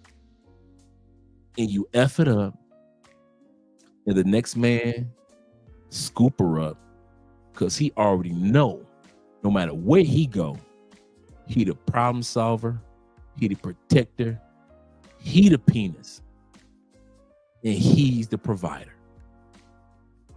Let's get back to the video. Shout out to all you guys. Shout out to all you guys. Shout out to I Am in the building. I Am SL. He said, big girls, big girls, big girls, big girls. Yeah, you like them big girls. Y'all know y'all like them big girls. Ain't nothing wrong with that. I ain't hating on y'all. But don't be chasing waterfalls, man. Stay in your lane. Stay in your lane. Soon as your girl gets some boots on like this, y'all be losing y'all mind. Ain't no way in hell my woman won't run. Okay. If that's her style, that's her style. If it's not, get with a woman that's not her style. Get you a sundress girl. I like nerdy chicks. So what did I get? A nerdy chick. See, I didn't pretend like I need the hottest chick in the room. I needed me the hottest, nerdist chick in the room. I need somebody that look cute in big glasses, that look like a school teacher, a college professor, librarian, look like an accountant, look like she the state judge, or like she running for Congress. I needed somebody that look like she's in Colombia running for Congress, bruh. I already know my lane. I need somebody that's looking like a sexy principal. For real. I need somebody that looks like she look good, but she teach piano on the side. See what I'm saying? I need somebody that looks like she just a sexy news reporter for Channel 9. See, I know my lane. I ain't funny style with it. Y'all try to pretend like y'all want to be with somebody with the long boots, but you ain't ready for the woman with the long boots. I need somebody that's gonna be looking delicious in the house, but can still look delicious outside of the house. Y'all funny. Shout out to my man Los in the building. He said, only you can think average looking Colombian and Asian women are gorgeous. For real, seriously. Just average. Look better than the average that you getting back in the States. Just average. I'm doing another average at best video this week. Remember last week we did the video average at best, comparing the average Asian woman to the average at best that Kevin Samuels was talking about in the States. The average, we're gonna do the average African woman. We're gonna look at the average Brazilian woman compared to the average at best in the States. We're talking about the average at best in Brazil. compared to the States. Average at best Venezuelan. I'm talking about average at best compared to what y'all got to deal with in Canada. See, what y'all cry about, all you dudes that's plantation bros still stuck in the States, what you plantation bros cry about as average at best. Dudes in the Philippines, we will take our average at best. Have you seen the average Filipina? Have you seen the average woman in Thailand? You go ahead, but the average at best in the States, yeah, Kevin Samuels was talking about that mess that y'all got to deal with. But when you come to some of these other countries, have you seen that average female in Sweden, the average female in Holland, Austria, Spain? Shh. Oh, we got some videos coming down the turnpike. We're going to compare average at best on the plantation compared to the rest of the planet. Compared to the rest of the planet. So heck yeah, I can easily say only people think average looking Colombian and Asian women are gorgeous because the average is compared to what y'all dealing with back in the States. Goodness gracious, I feel sad for y'all. Let's continue on with the video, gentlemen. Like perfect body. She has a waist like this. Super nice. But if I was like, if she can just have a man that support whatever she wants, she would be really great. I did a bad thing. Does it affect me? No. Then suffer in silence. Tudlui pud. Tudlui pud. Tudlui. Tudlui. Tudlui. Tudlui. Tudlui. Tudlui. Tud. Tudlui. Tudlui. Tudlui. Tudlui. Tudlui. Pud. Pud. Ug. Bisaya. Bisaya. Bisaya. Bisaya. Okay. Oh, that's gonna be mama looking cute, little mama looking cute, and that's gonna be us, guys. Those of you that plan on having kids in other countries or already have a kid in another country, yeah, that's gonna be going on in your house because I already expected it to be going on in my house. Hapit na. Happy na. Hapit. Hapit. Na. Na. Ang. Birthday. Birthday. Ni. Mommy. Your birthday is coming up. Yes. Akong. Akun. Akong. Akun. Aku. Akong. Akun. Ako. Aku. Akong. Akun. Akun. Put mama put the feet on there. Yes, I'm beautiful and gorgeous, but I'm also insane. Cambodia. Insane. But don't forget, beautiful and gorgeous, and perfect and sexy, and a little crazy. Crazy, scary, spooky, hilarious. Crazy, scary, spooky, hilarious. Crazy, scary, spooky, hilarious. Don't mind the hair, y'all. I gotta put it up when I eat noodles. This right here is home-raised chicken, not that store-bought shit, because you know what they do to that store-bought stuff. You can tell two day brother. You hear from Okay, talatami. That's what we call it in our language. Okay, this is a general term for noodles. You know my big back ass gotta have some rice on the side. I ain't mad at him. With our soup.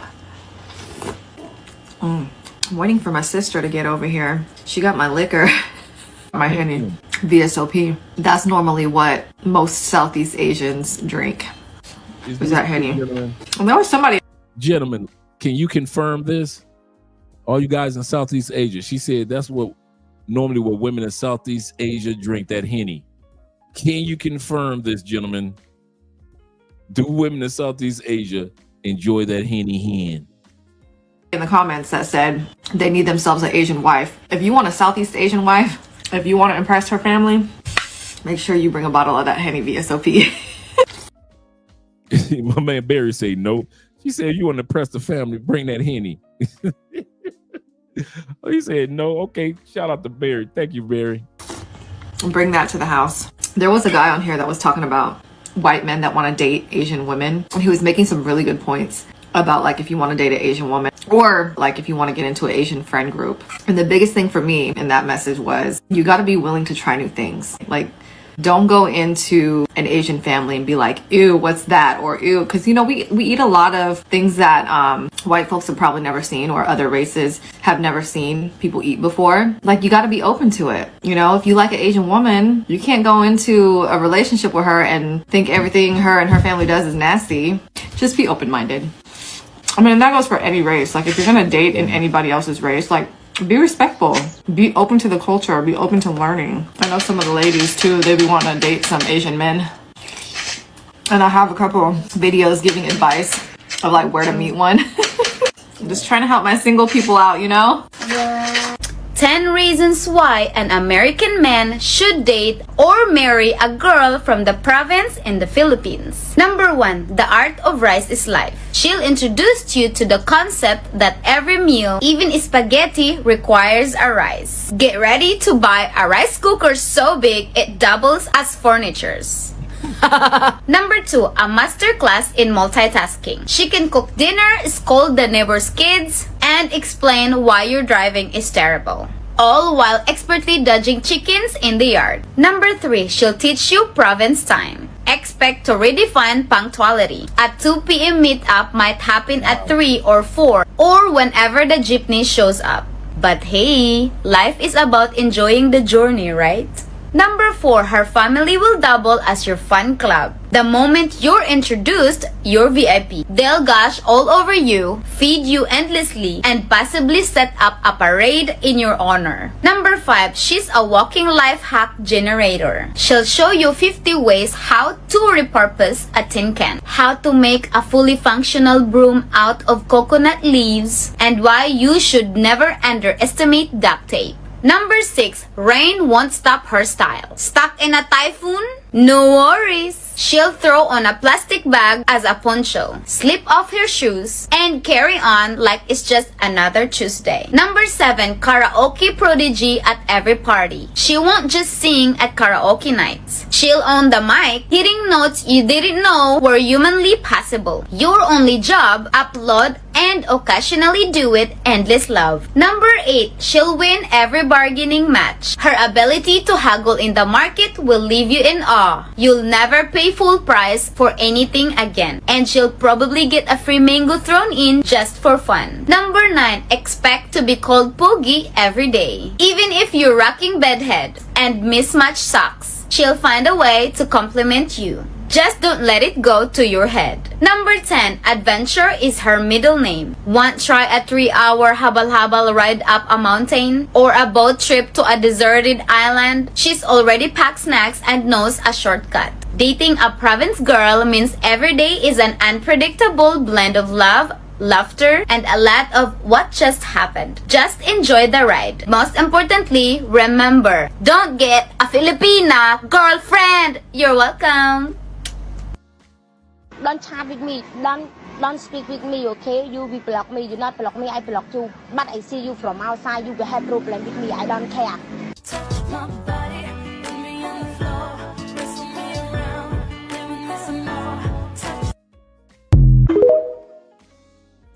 Facts. It's one race you wouldn't date. I'm not into black women. So it's just like a preference of skin tone. So you don't like black people. I know. I could tell. Shout out to the Providence girl. I could tell, Ronan. Shout out to you, man. I'm proud and happy for both of y'all.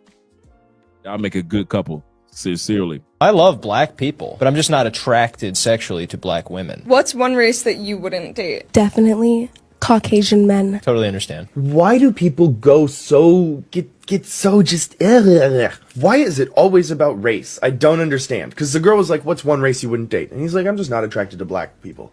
And she goes, oh, so you just hate blacks? And he's like, no, that's not what I said. Why are people like this? Can someone please make it make sense? I don't. What my white brother, don't feel bad, man. My white brother, don't feel bad. They will tell us that we don't love ourselves if we don't date them. They will tell us we don't love our mamas. So white brothers, you ain't going through nothing that us brothers don't go through. And you white. You ain't even part of the family. You think you going through something? Just imagine what we go through if we date somebody other than a sister. If we date somebody other than a sister, they gonna tell us that your mama black. You must hate black women. You must don't love yourself. Who hurt you? You got off good, white brother. Is that all she said? Was you don't like black women? Please, we get the whole kit and caboodle. Don't get okay, sorry, he didn't find you attractive. And then you notice how his was a personal preference, hers was a vendetta, hers was seeking revenge. Hey, I'm just not attracted to this. And then what are you not attracted to? You. I'm not that serious, sweetheart. Golly. 즐거운 한가위 되세요. 안녕.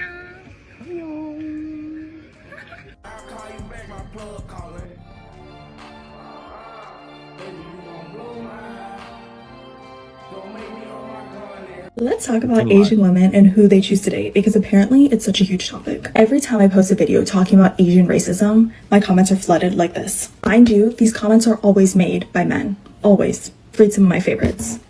Don't worry, my precious little Asian princess. You will find a white man who will give you the love you are looking for one day.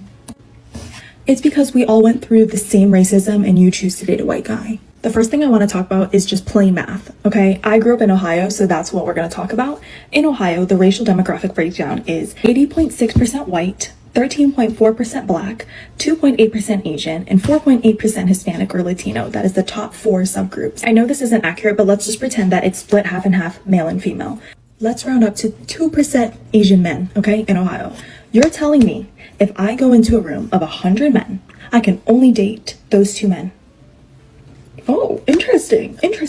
The other 98 men in that room are not Asian. For Asian women, just because they don't date Asian men doesn't mean they don't like Asian men. It's just we are in the United States, like in Ohio, 98 people in a 100-person room are not going to be Asian. And Asian women date outside of our race, suddenly people are questioning our values, our loyalty to our culture.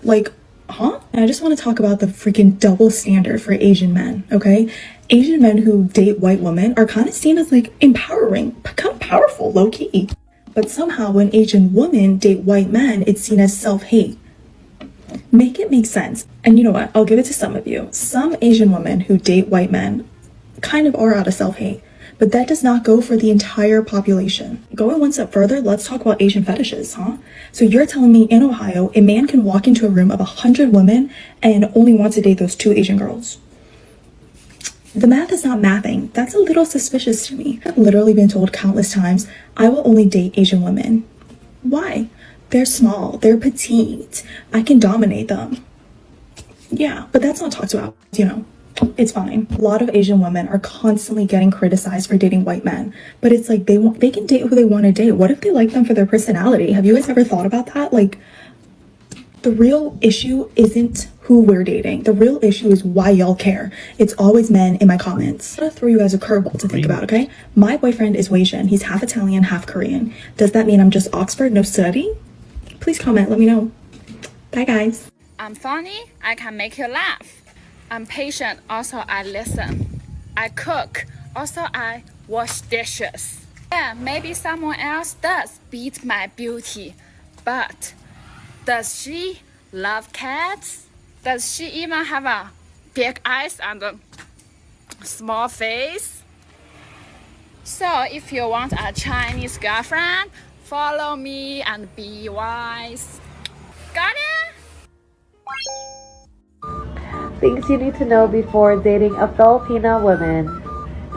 1. Be careful who you pick. Sometimes they are looking for papers or citizenship. That's not always the case, but be careful. Just use your common sense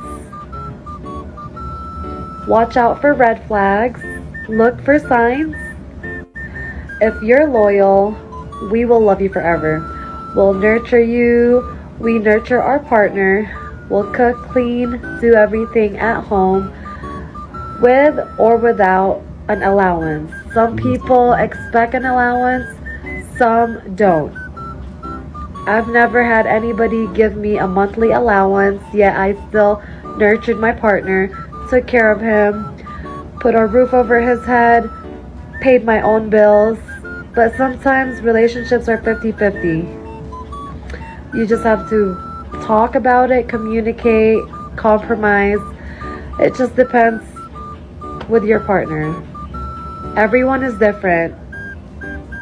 Just get to know your partner first, get to know what she likes, what she wants, and yeah, you can live a fairy tale. Just be careful who you pick.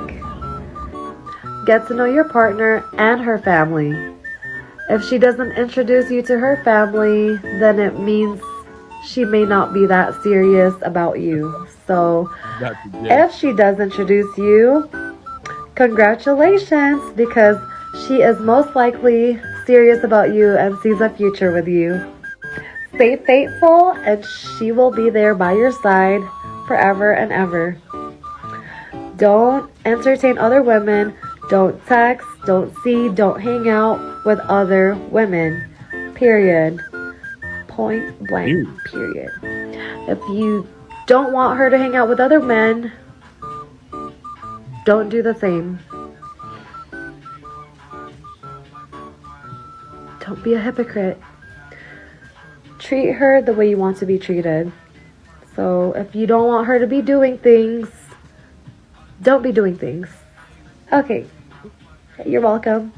Back in the province, life was so sweet. Dancing through summers in my bare feet, singing just the songs like we felt the pain. Laughing in the heat, playing in the rain. Time moved slow, but our hearts were strong. Had it all. Some days I have to remind myself that I'm very lucky. I have a big house, I have food, I have everything I need. I have a husband who's very supportive of everything, anything, what I want to do in life. I'm so lucky. And sometimes it's normal to feel sad because we're human. So when the days that I have to remind myself, I'm like, okay, I'm lucky. I be like that. I go to my husband's office and give him a hug, give him a kiss and tell him I love him, tell him I appreciate him. And then sometimes when I feel like I'm feeling down, he just like pop up out of nowhere and he said, "What's going on? Are you okay?" And I was like, shout out to "You're you. downstairs and I'm upstairs. What's wrong with you?" And he was like, "What's wrong with you?" And I was like, "What?" I didn't say anything. And he's like, "I know, I can feel you. What's going on?" And I was like, "You feel me?" And he's like, "Of course, I feel you." He's like, "Come on, come here. Tell me what's going on." And I'm like, I feel sad today. And he's like, "It's okay. I feel it too. But it is what it is. Sometimes it's just sad. Sometimes it's happy. Sometimes it's lonely. Sometimes it's different than other days. And that's normal. I gotta be here for you." And I'm like, oh, what did I do to deserve this? That's why, bitch, get yourself together. Because you're not gonna make this man problematic, okay? Oh boy. I feel like I'm being eaten by ants here. So yeah, some days I'm just not myself, just like everybody else out there. And it's okay. Hey, can I see your phone? Yeah, sure.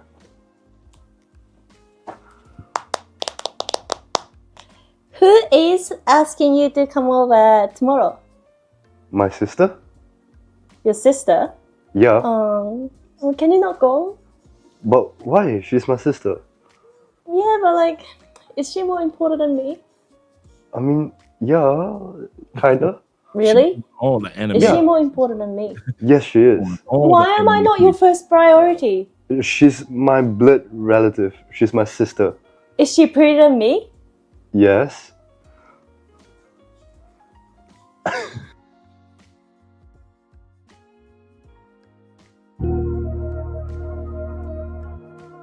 I know what you will be doing in here. You want me to stay till the morning?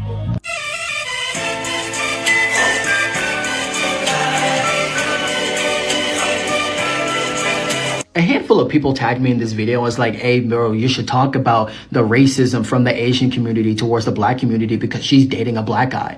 And I just wanted to let you know, because this video was misunderstood, this is actually a positive video. If you go to the comment section in her video, she clearly states this was actually supposed to be a positive thing. Her Hmong family, her Hmong parents was very accepting of him being a black man, which for the record, I'm not gonna lie to you, it is surprising. When it comes to Hmong people, especially if you're Hmong, I'm pretty sure you can agree with me on this as well.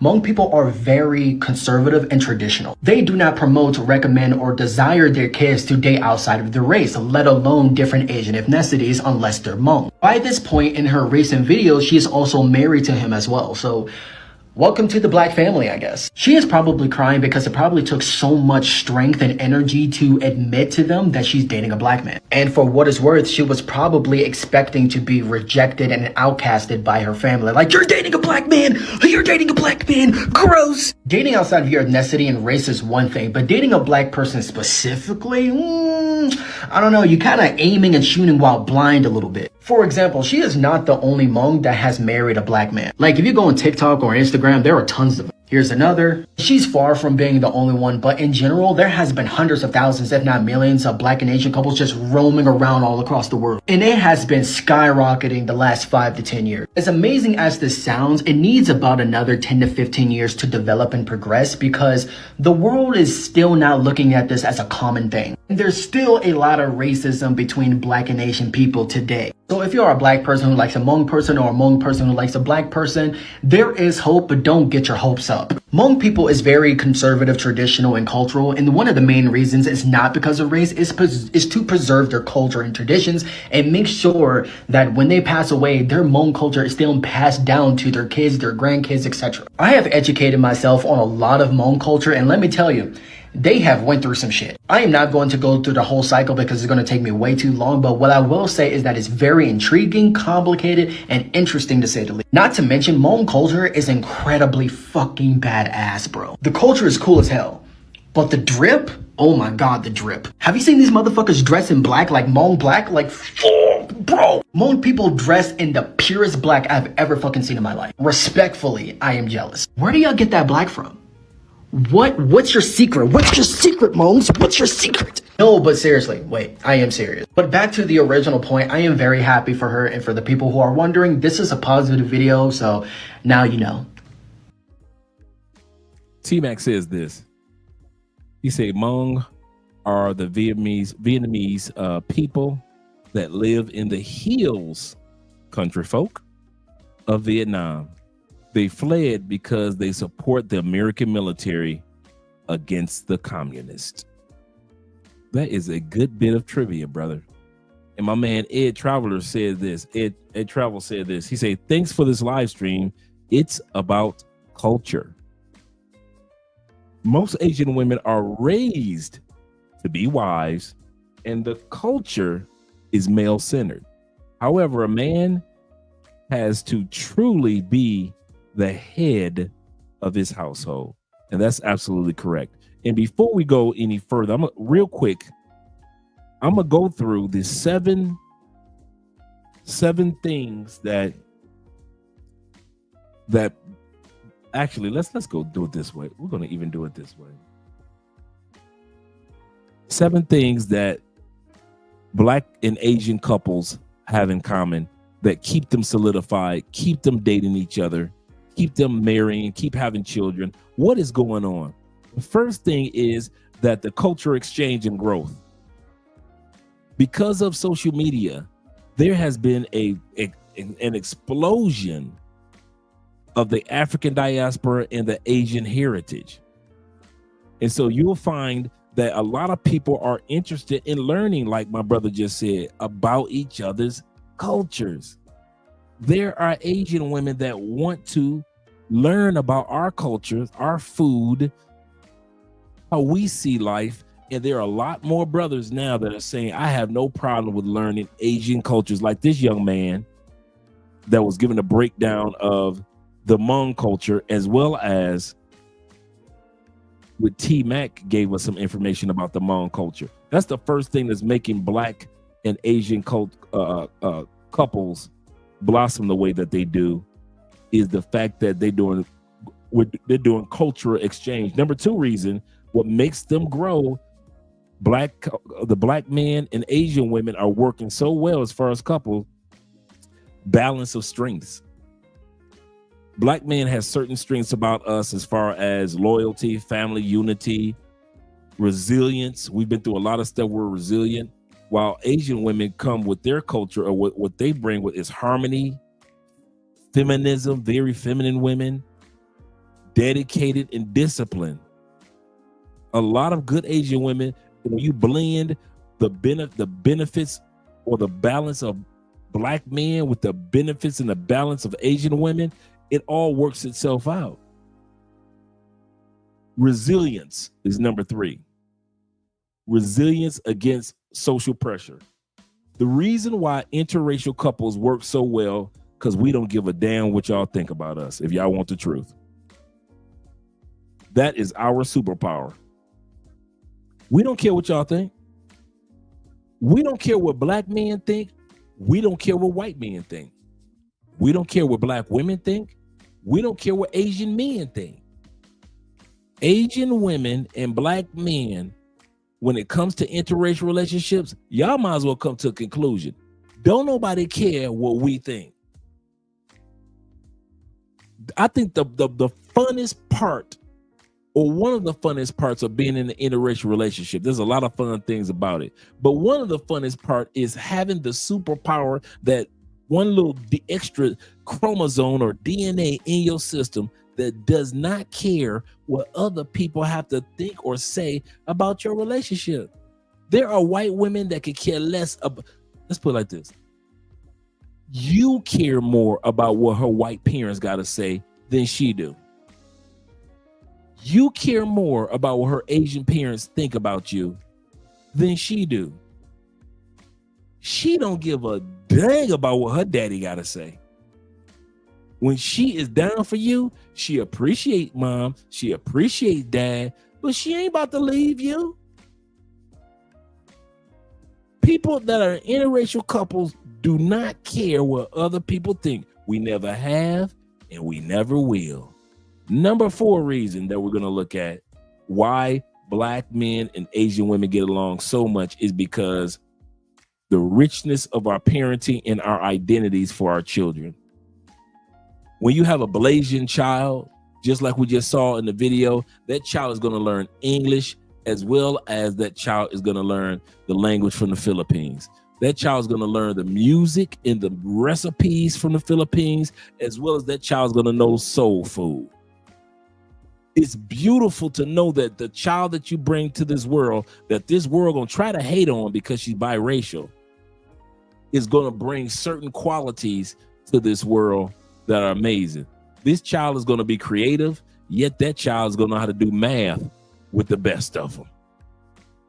That's another thing that makes Asian women and Black men work so well, is that when you bring a child in this world, there is so much on both ends that child gets a chance to learn and bring down to another, bring to the next generation. Number 5 reason why of 7, number 5 of 7, why do Black men and Asian women work so well together? To expand social and family networks. The misinformation that is given for years, let's say in our country, to Asian people about Black people. The misinformation for years that have been given to Black people about Asian people in our own communities. A lot of that is debunked once you get with an Asian woman and they get a chance to see a Black man completely different from the televised stereotypes.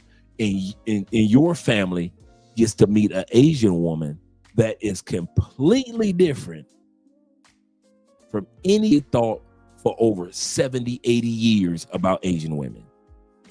One of the benefits is on both ends, Black men and Asian women get a chance to introduce both sides of the families to a new dynamic that they never knew existed. Let's look at the next one. That was number 5. Number 6 is reason why Black men and Asian women, it works so well. Mutual appreciations and attractions. Mutual appreciation and attraction. What is it that Asian women admire in a Black man that attracts her? The physical, of course, but they talk about our confidence, the swag, in other words, our expressiveness, how we are animated, and how we'll say what needs to be said, and how we have a protective nature. You ain't gonna say that to our woman. You might be able to say that to the white boy woman, but you ain't gonna say that to mine. That's what they know about us. What is it that Black men see in Asian women that they're attracted to? The femininity, the loyalty, the nurturing nature that they have. They're nurturing to their dad, their brother, to you. They're nurturing because they were raised to be like that. And that's attractive to Black men, to see a woman that's feminine, that's loyal and nurturing. That's number 7. One of the reasons why it works so well, because you both see something in each other that is so attractive that you don't see in anybody else. And the last one, number 7, is this. Number 7 reason why Asian women and Black men work so well is a global and future focused perspective. Black men and Asian women couples often see themselves as part of a global community and not just confined to one. And I'll tell you what I mean by that. When you are a Black man, and any of you guys that have dealt and been in a relationship with Asian women, you start to see the world outside of your neighborhood. You start seeing the world from, I'm not talking to you military brothers, because I know y'all already see this. I'm talking about average brothers that are with Asian women. You start to see the world from a global perspective. New languages. When she shows you how weddings are, how they dress for their weddings, cultural celebrations, holidays. The calendar might be different. Recipes are different. You've been dealing with regular everyday women in your neighborhood since you were 16 years old. You get with an Asian girl, all of a sudden the world becomes more global to you compared to you just dealing with regular everyday people that you were dealing with from the get-go. Same thing for her. She swore she knew Black folks. She thought she knew life, but all she ever knew was life based around the Asian community. And then she got with you. And she started to look at life from a more global perspective of, let me not just learn about African Americans, let me learn about Africans. Let me not learn about Africans, let me learn about the Afro-Latinos. Let me just not learn about Afro-Latinos, let me learn about Afro-Asians. Just from dating you causes her to see the world outside of her small Asian community that she's been raised in. Number 7 is you both introduce each other to a world that you wouldn't have taken, you wouldn't have thought about learning about if it wasn't for that Asian woman. And she wouldn't have been able to think about learning new things if it wasn't for dating that Black man. Everybody think they know white men. There ain't nothing new about them. But when it comes to Black men, one of the reasons they want to be with y'all, because there's so much to learn from being with you. So don't take that part for granted. Let's watch the last part of the video. Just give me 5 more minutes, guys.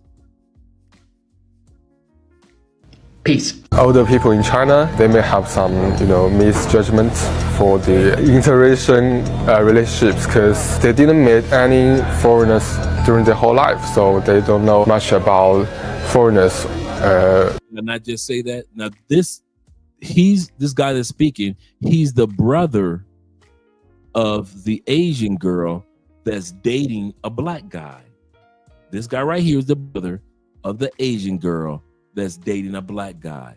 What did he just say? What I just said. Most of them are not exposed to foreigners. So now they're going through the learning curve of understanding not just foreigners, but black foreigners. Including like white guys or black guys. So when I saw his photo, I think he's a cold guy, right? Cold guy. He's a guy with so many muscles. He's in gym all the time. Like he's a gym guy. He's a sports guy. Yeah. When I saw him in real life, I think he's a nice guy. I mean, he's very, very kind, right? He's funny. Usually I'm a nice person, I think. Yeah. Even though he wear like a gangster. Yeah, very gangster hairstyle. Yeah, there's kind of a stereotype that black people aren't smart. They're athletic and they're creative. Those are the two things that go up. The rest of it's like they're not that clever. It's an assumption. Maybe the first reason is there are a lot of interracial couples, Chinese and white guys. There are not a lot like girl with black guys. So it's rare here. It's not common here.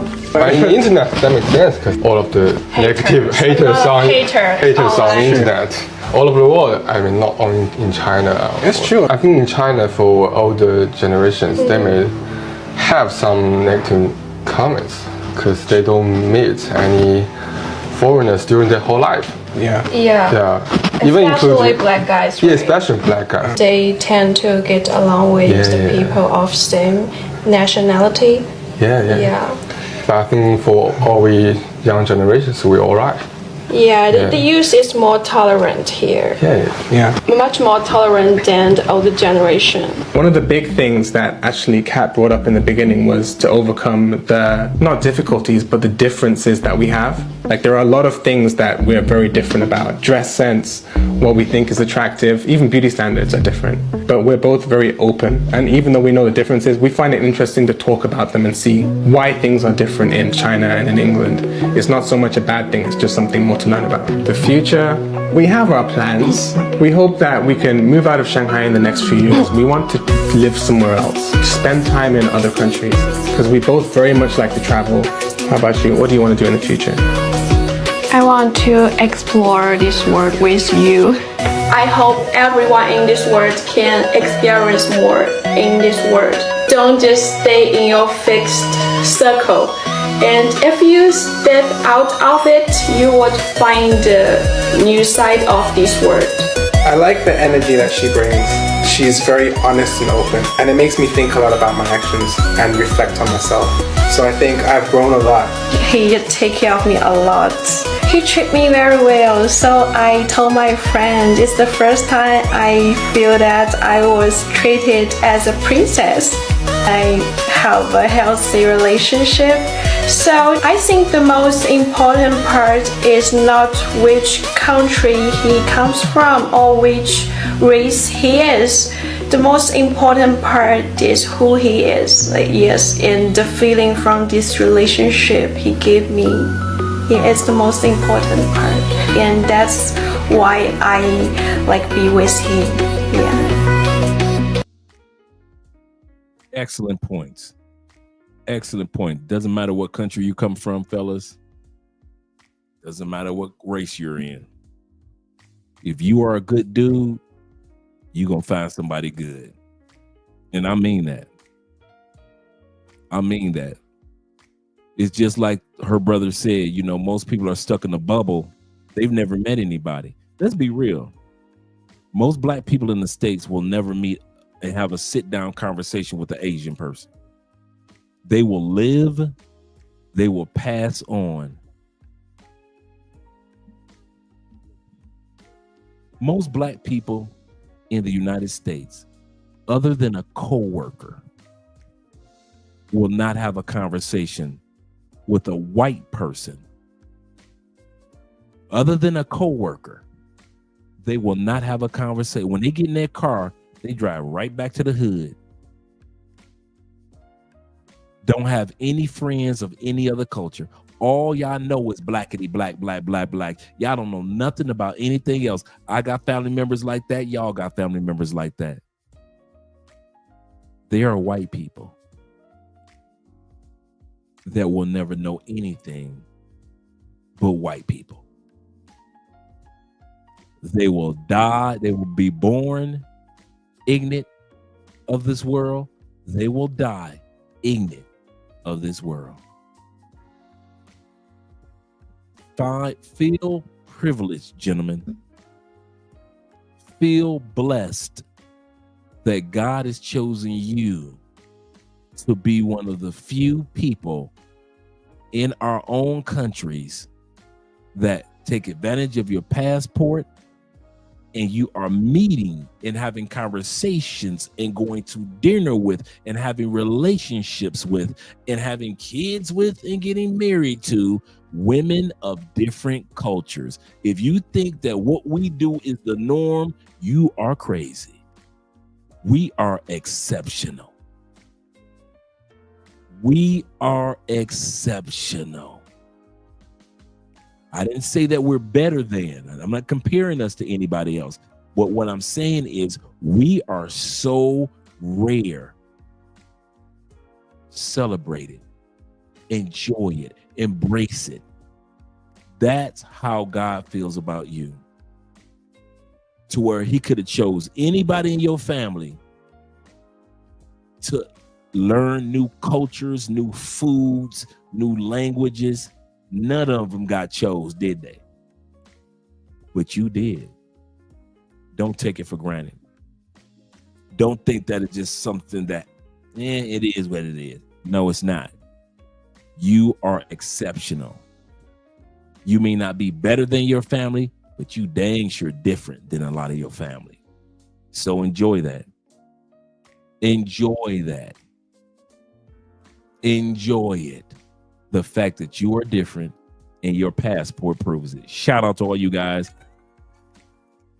for sticking around with your boy. Shout out to all you Cash App dudes. Let me make sure I didn't miss anybody. Shout out to all you Cash App brothers, all you brothers that supported by way of PayPal, Cash App, Super Chats. Like I said, in about a week plus, we'll all be at the Black Manosphere Conclave. Shout out to all you guys. We will be at the Black Manosphere Conclave. Appreciate all you brothers that are here this fine evening. And my brother says this. He said the U.S. is really jacked up in general. In general. You know, to sit back and learn this bit of trivia from T-Mac. It I know, right? It's time for the altar call. Pass the plate arounds. For real. To hear this bit of trivia from T-Mac and other military guys and other guys that have dated women in Southeast Asia, man, you won't hear this from your boys in the barbershop. That's how blessed we are to be able to travel to these other countries the way that we do. Plantation bros, though, they still talking about who's the best between LeBron, Jordan, and Kobe. That's the apex of their conversations in many of our communities. You got Asian people that's been singing them same dang karaoke songs for years and have never stepped out of that small pool of Asian people. And then you got people like us who enjoy different cultures, learning different things. We love our own culture, but we enjoy learning and exploring other cultures and other countries and other foods and other alcoholic beverages and whatever it may be, other music. We enjoy learning. Embrace that, gentlemen. Don't run from it. You ain't got that's why I say, anybody in the United States, anybody in Canada, anybody in UK that don't understand you want to know the truth, they're not supposed to. I mean this from the bottom of my heart. If you think that the people in your family supposed to understand you, you out your mind. They aren't supposed to understand you. You are a rarity. Nobody understands rarities. If you think that white people supposed to understand why you with that white girl, they're not supposed to. You and that white girl that you with are a rarity. If you think everybody's supposed to understand me and Andrea, no, they're not supposed to. I know some of y'all feel bad and sad because your family members don't understand you. They're not supposed to. It is your calling to understand your relationship with the Asian woman, not your family's. If they do, cool. If they don't, and that's not their calling. Your calling and your girl's calling is to be the best people that y'all can be, no matter what race y'all are. You just so happen to be with an Asian woman, but the most important part is that she's a good woman. That's what attracted you to her, not her culture, but her. She just so happens to be a good woman, a part of a culture that you can learn from. That ain't your family's job to understand what I just said. That's your job. Don't y'all feel bad because people in the communities go in the comments on TikTok and talk crazy about us, and they don't use no passports anyway. Don't be mad because the plantation bros be hyping up the pro-black movement. Let them hype that. Let them people do what they do. You will never see me criticize a black man for loving a black woman, ever. They supposed to do that. They ain't supposed to understand us in interracial relationship. Hell no. They don't know nothing about this. I will never criticize a white dude for being with white women. They ain't supposed to do what we do. They don't know nothing about this. I will never criticize an Asian man, Asian woman, Latin man, Latin woman who say, keep the race pure, stick with Latin. Keep the race pure, stick with Asian. I don't blame them, bruh. They don't know nothing else. So I don't be sitting around feeling all sad because everybody want to keep their race pure. White people want their race to stay pure. Latin people want their race to stay pure. Black people want their race to stay pure, all black. I got y'all. Do it. Go for it. But it is not my job to convince any of these. And it's not your job to convince or feel bad when your family see you walk in the house with an Asian girl. Don't you hold your head up. Hold your head up, bruh. And when you walk in her family house, hold your head up. Because usually the good man that she sees in you, her family sees in you. And you be looking at the dad, you and the dad be like this. When everybody else be talking about Asian people and black men don't get along. And you and her dad sitting up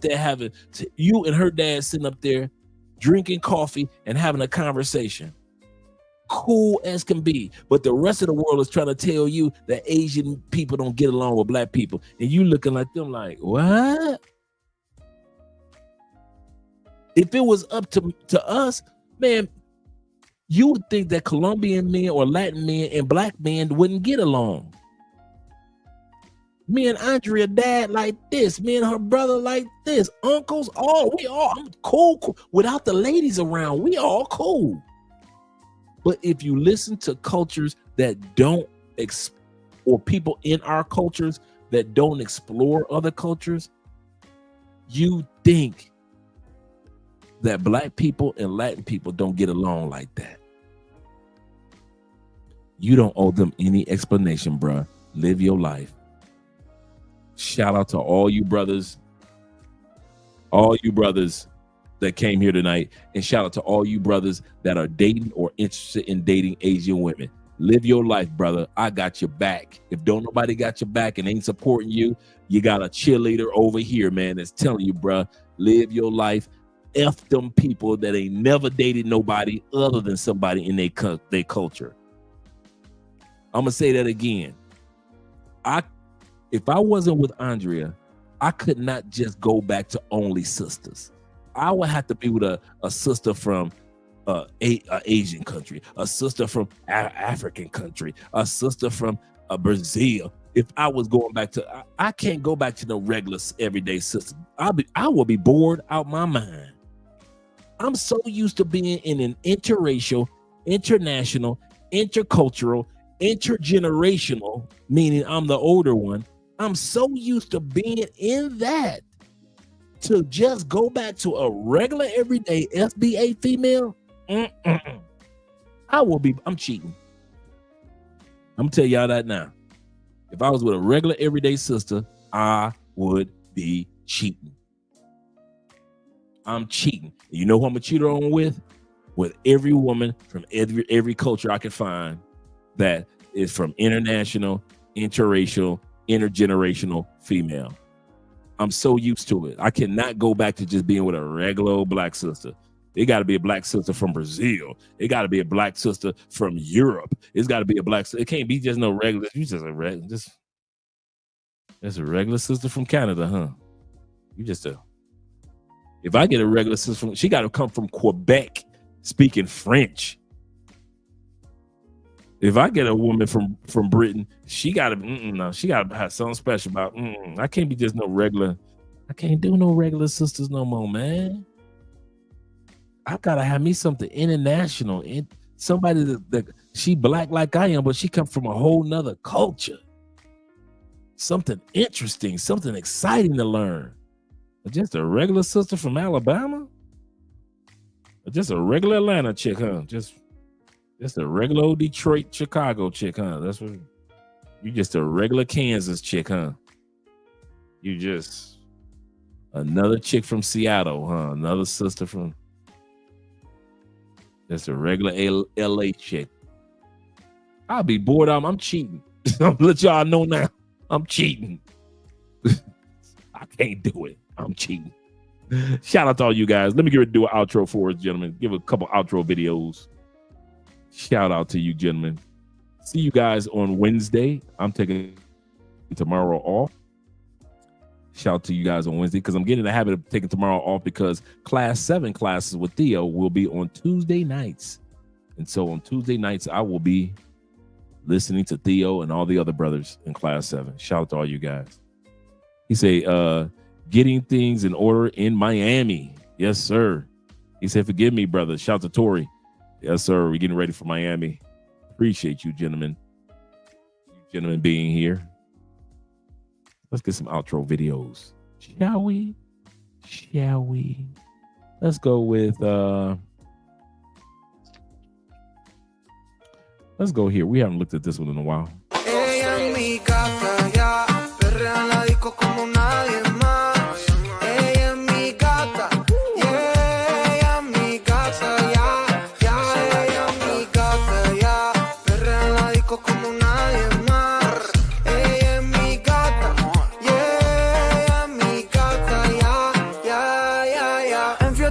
Que no pierde ni una, es de aquí, pero parece de cuna. Baila así, no le piche a ninguna. Criminal como una para Dios. Ella sabe que de la disco no la van a quitar. Los fines de semana son tan sentos, hay que vacilar. Ready, con ropita cortita para janguear y tirar. De mí se deja llevar, combina la ropa con tu actitud, es que dominas. Chica con esa virtud, rompe bocinas. No hay nadie como tú, como tú, como tú, como tú, ya, combina la ropa con tu actitud, es que dominas. Chica con esa virtud, rompe bocinas. No hay nadie como tú, como tú, como tú, como tú. Ella es mi gata, ya, perrea en la disco como nadie más. Ella es mi gata, yeah, ella es mi gata, ya, ella es mi gata, ya, perrea en la disco como nadie más.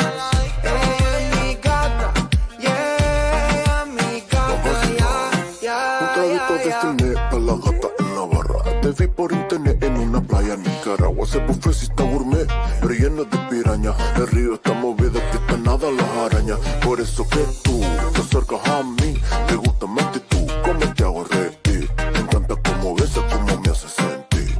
Eres especial, eres sola para mí. Y si nos vemos en Bahamas, ahí no hay nadie que nos daña. Una copla de madrugada, ya lo saben, tú mi reina y yo tu rey. Estamos listas en Bahamas. Aquí hay bellas madrugadas, romantiqueo en la playa.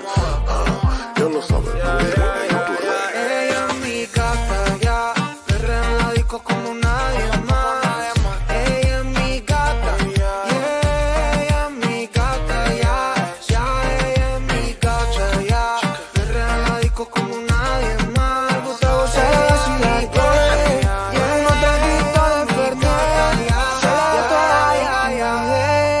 Pasarlo, no solo tal vez.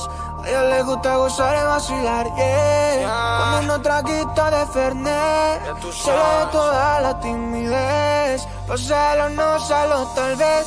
Ella es mi gata, ya. Perrea en la disco como nadie más. Ella es mi gata, yeah. Ella es mi gata, ya. Ya, ella es mi gata, ya. Perrea en la disco como nadie más. Ella es mi gata, yeah. Ella es mi gata, ya. Ya, ya, ya. En fiesta es que no pierde ni una. Es de aquí, pero parece de cuna.